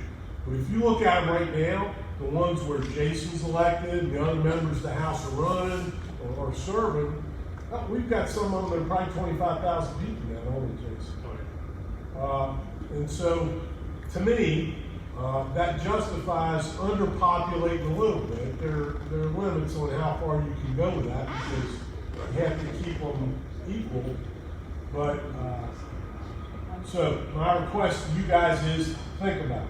Think about what you think they ought to look like, you know, when you're thinking of state senate districts, House and delegate districts, even congressional districts, you know, how we should be drawing them. And when that process starts to happen next year, all of us who are there will want to hear from you. Right, that's not a problem. Not a problem. R.I.P. I told you earlier, Gary never tells us no, he's his worst enemy, right? And Gary is very, very good, very good. And his department, his whole department, tremendous. How else? I had something earlier, but I forgot it. For me, just stay in communications. I love hearing from you guys. And I'm not just saying this because I'll tell you, here's how you know what I'm going to tell you is true. And that is this. I'm not running ballot this year. I'm not running for anything. But I can't tell you how many times, and it's not just me, all of us in Charleston talk about, you guys ought to see what the leadership up here in the county government in the Eastern Panhandle is doing. Yeah. You guys you set the standard for the whole state. I think you find it out, you know, somebody was saying that conversation with the fire marshal, they were talking about, hey, well, call them up Berkeley County and see what they did. Right. And that's increasingly the answer in West Virginia. People say, look at the Eastern Panhandle, see what they're doing, see how they're doing it. Those guys are figuring out sometimes in really tough situations how to solve problems. Yeah. And so I think all of us feel that way, that we represent in the legislature people of a part of the state that have really forward-thinking, forward-looking local government leadership. And makes our jobs easier and harder, but I appreciate the ideas you bring to us and the things that you tell us that we might do or try to do that would help you. And sometimes we're successful, sometimes we're not. But it's not for lack of trying. You have a difficult job. And first of all, Mr. Davis and our staff will tell you they work harder than they ever have in their life, right? And we continue to do the same, but we're laughing and having fun. You know, we're not laughing at anything. We're laughing and smiling. I should say smiling. We're smiling and having fun doing it. It's just absolute fun. Not to interrupt you, Doug, but figuring out problems has always been something that I've tried to do in my life, my business, and make things work. Sometimes we're thrown a dilemma, and that's the hard one to try to figure out how we get past that dilemma to make the problem fixed. And we're constantly, we try to stay in front of the curveball. When I walk into Alan Davis's office at 7:30 in the morning on Thursday morning, he closes the door behind me. I know we've got some issues. But most of the time that door stays open because we're trying to figure out, okay, we have this coming down the pipeline, we have this coming down the pipeline. How can we fix it before it hits us, right? If I heard anything here today, please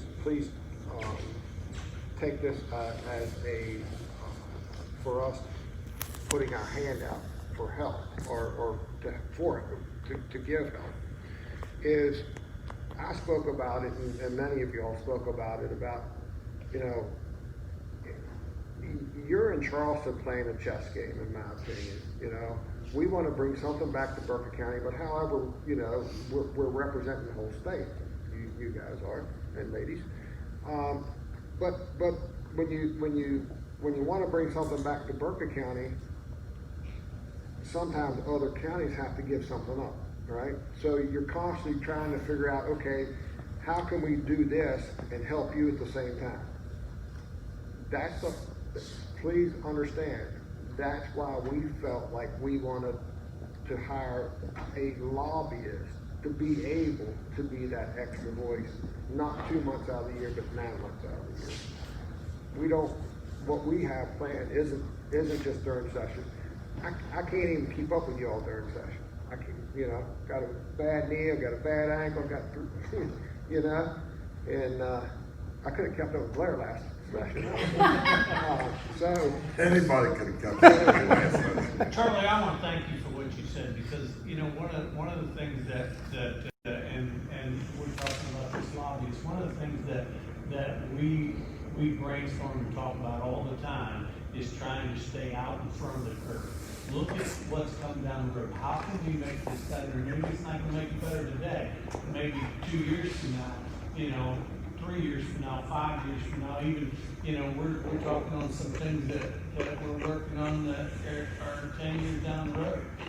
But they're gonna, if we can manage those things that we're trying to do right now, 10 years down the road, it's gonna be a complete game changer. I mean, the economy here, our economy here in Berkeley County will be bigger than anybody could imagine, you know? So we all the time look at those type of things, and it's good that you realize it, not that.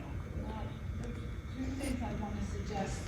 You said how you guys can help, and I wanted, before I forgot, one, you guys should trust us by now, and I say this for all of us, because I know this delegation, and we really do work together, and we want to do what's best. I mean, when that whole attempt to try to, you know, have a change in our personal inventory machinery tax, and we had everyone like attacking us, we were trying to take away our tax base.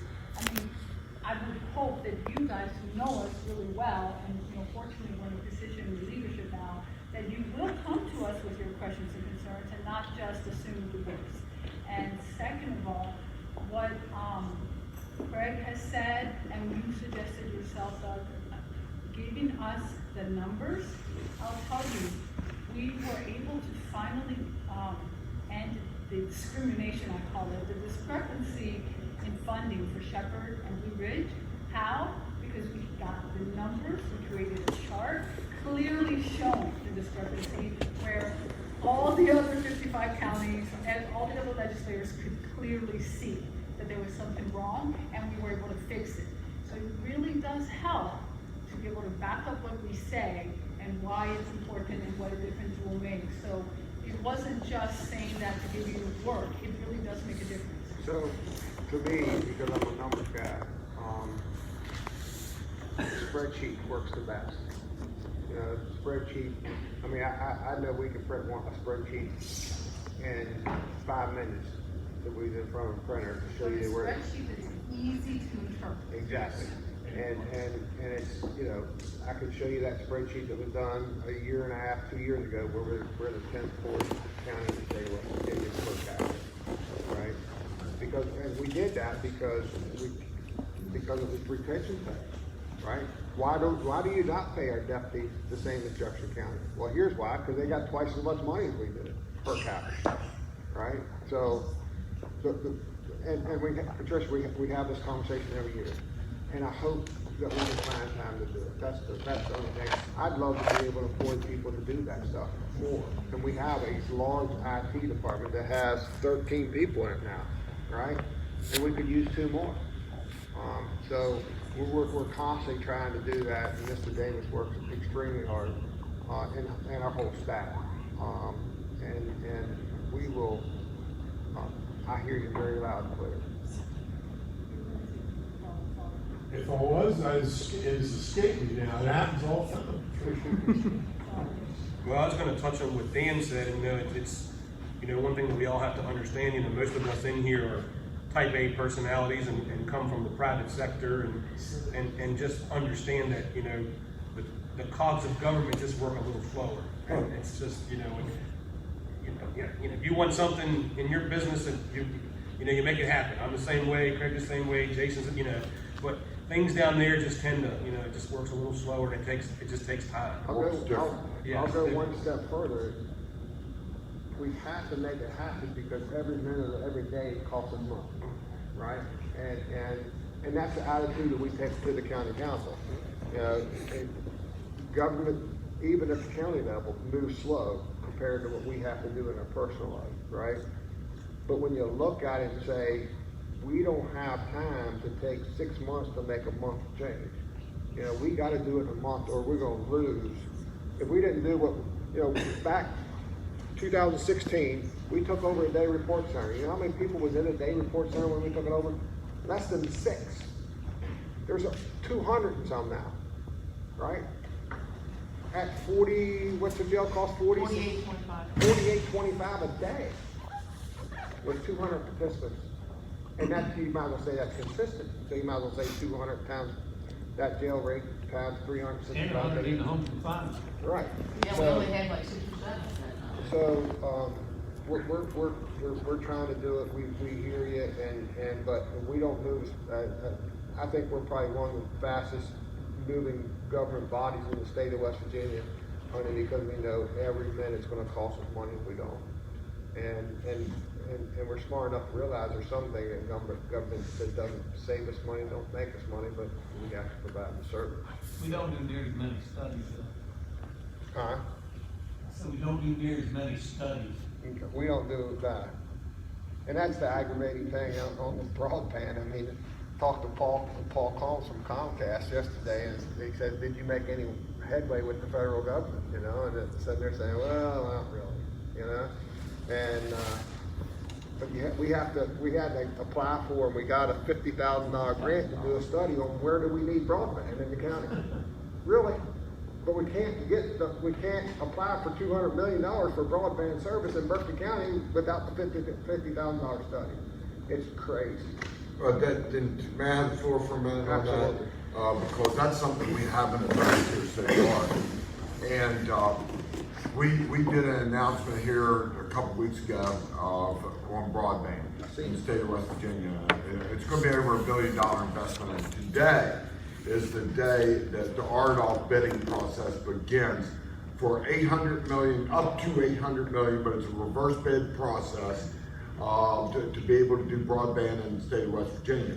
And it is significant. If you, I don't have the maps here with me, but it doubles our capacity for broadband, and it gets way more out into the rural areas to begin with. And we're talking about 1 gigabit on those numbers.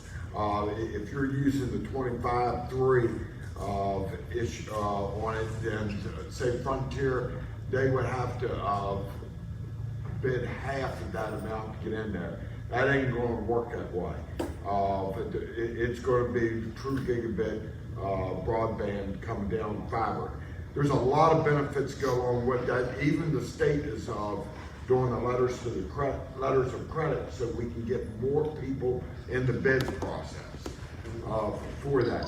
Now, another $50 million is put into the CERN interoperable network for emergency services and all that. But it's also going to be split off to where the private sector can get into that also and use that infrastructure for that. And that $50 million is coming out of COVID, and it's being orchestrated so that that gets done by the 31st of December of this year. And we think that there's going to be a relaxation on December the 31st. I was going to say, because that was a part of the conversation I had earlier today, or last night, I'm sorry, that had to, in order to get the project done by December 31st, you can't even focus on it. We're working on that, and the bottom line is you got to have goals. And say that we get 30 million of the 50 million done, all right, that's 30 million that you didn't have to begin with. But we actually think that there will be an extension from that standpoint. We've also dedicated another 50 million or 150 million dollars out of the next 3 years' budgets. Now that's a verbal agreement; it hasn't been voted on yet.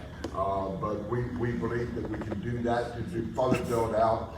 There's an announcement today's Thursday, in Mingo and Logan County, where they're doing 400 miles of fiber down there. Doddridge County is being built out to where every student is. There's a lot of work being done on broadband, and I did one that the meeting is normally held in Union Station down there, and there's over 500 people that was on broadband yesterday. Mitch, my Senate President, and I were on that one, where there are private entities wanting to look to come in, but they realize something. Property values will go up. Sellability of the property values will go up. Telemedicine, remote education, or learning is a better way of putting it. E-commerce, work from home. The list goes on and on. That actually puts us on the map in West Virginia. Not to mention that you're in the building industry, you already seen it. That this is happening just like 9/11, where they're wanting now the blast zone in 9/11. They're wanting now the COVID zone again. And we have to put ourselves in a place in West Virginia to where we've got broadband, wherever we can, as many places we can get it. And the Starlink, that probably everybody's heard about that. That's that low latency satellite Elon Musk is putting out there. But it can only have like 5 people per square mile, or their numbers drop way down on the speed on what they have on that. So that will be able to utilize somebody that say that 1 mile out, there's only one house out there by itself in the middle of nowhere. Then they're going to be a Starlink customer to begin with. But we're talking about, we got people on Butler's Chapel Road, we got them all over this county that do not have good broadband service. Now let me finish that. 5G is going to come along with it. The town of Hedgesville's got 5G. You know that? You haven't done a good job representing Martinsburg. The press is going on for me. I just heard that last night. Hedgesville's got 5G. It's called Donaldson up there. But Martinsburg's getting it. But with fiber on the poles, it speeds up the 5G network and solves a lot of our holler issues throughout. And I have to look at that, not just in the Eastern Panhandle. We got to look at the whole state, because the sooner we can make the rest of the state profitable and where they got money in their pockets and everything, the better off we're going to be. Okay? The way better off we're going to be. So we have to look at that standpoint of bringing these people up and making it so that people move in there, just like it's done here. Well, we partnered with Working Wireless, and I say partnered, we've allowed Working Wireless to locate on the county's power and offer that broadband service. So we're already supplying people that have not had any service in dark areas with broadband now. Yeah, they're still line of sight. Yeah. And there's also ways that they can take neighborhoods and put a line of sight receiver in and be able to work out neighborhoods as well. So no, we're totally aware of that, totally working on this. What I was getting at is, and hopefully everybody heard it, USDA, I didn't bring that up, is working on it also. But no option is off the table. None. The biggest thing is that we want to accelerate. We want any barriers out there, where it's legislatively or fighting with the power companies or the telephone companies for pole attachments and things like that. Those barriers must come down to get this job done. And the sooner we get it done, then the better off we're going to be. And your tax base is going to grow. Your tax base is going to grow by people moving in, but it's also going to grow by increased property values. Because you still can't sell a house in Berkeley County for the price of what it's worth if it doesn't have broadband. Well, the problem is you sell the house, they're here, and then they go back where they came from because of broadband. Right. You know, that's what's happening now. Well, if my realtor told me I didn't have broadband, I wouldn't have bought the house. But, yeah. We're working on some projects that'll hopefully make huge changes in that. Yeah. Well, hopefully by the time we get We may need your help.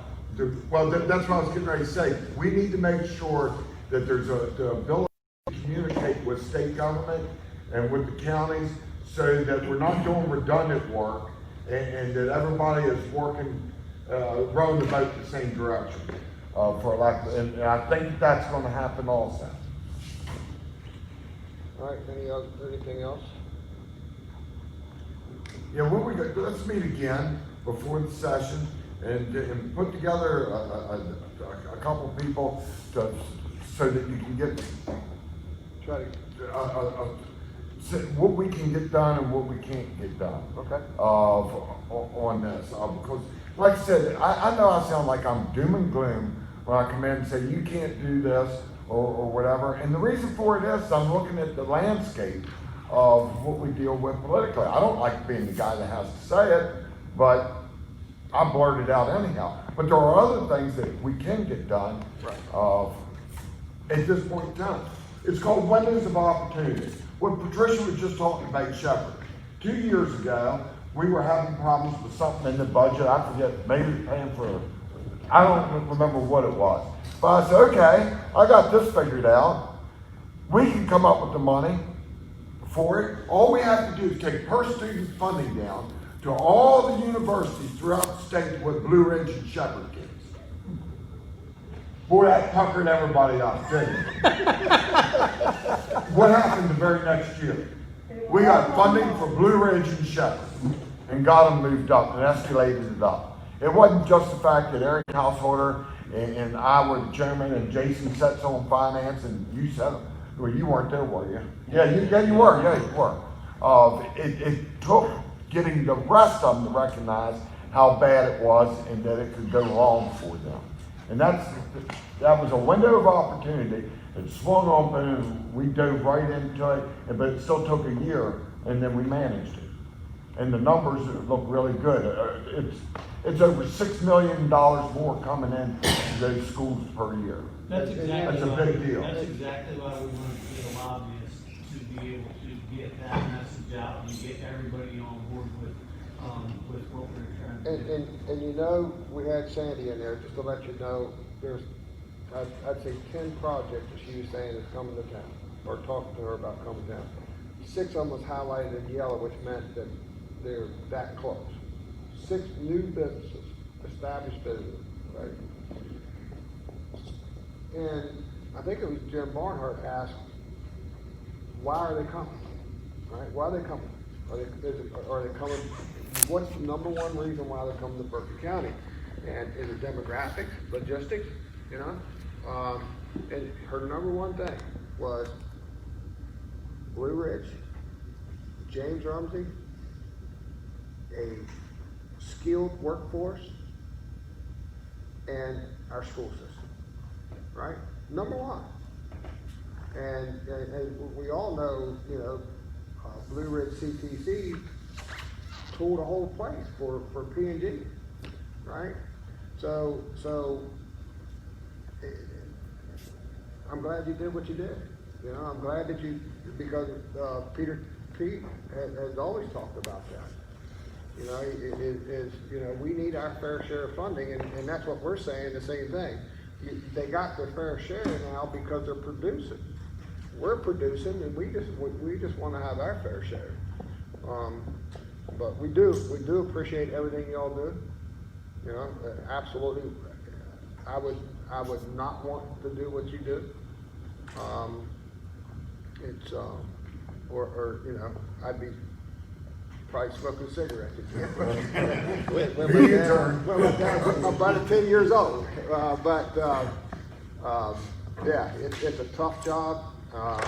And you have such a small window to do it in, and we do appreciate, and Senator Blair, I mean, you know, I like knowing where people stand. I like knowing what we're up against, because if I don't know how to go about fixing it.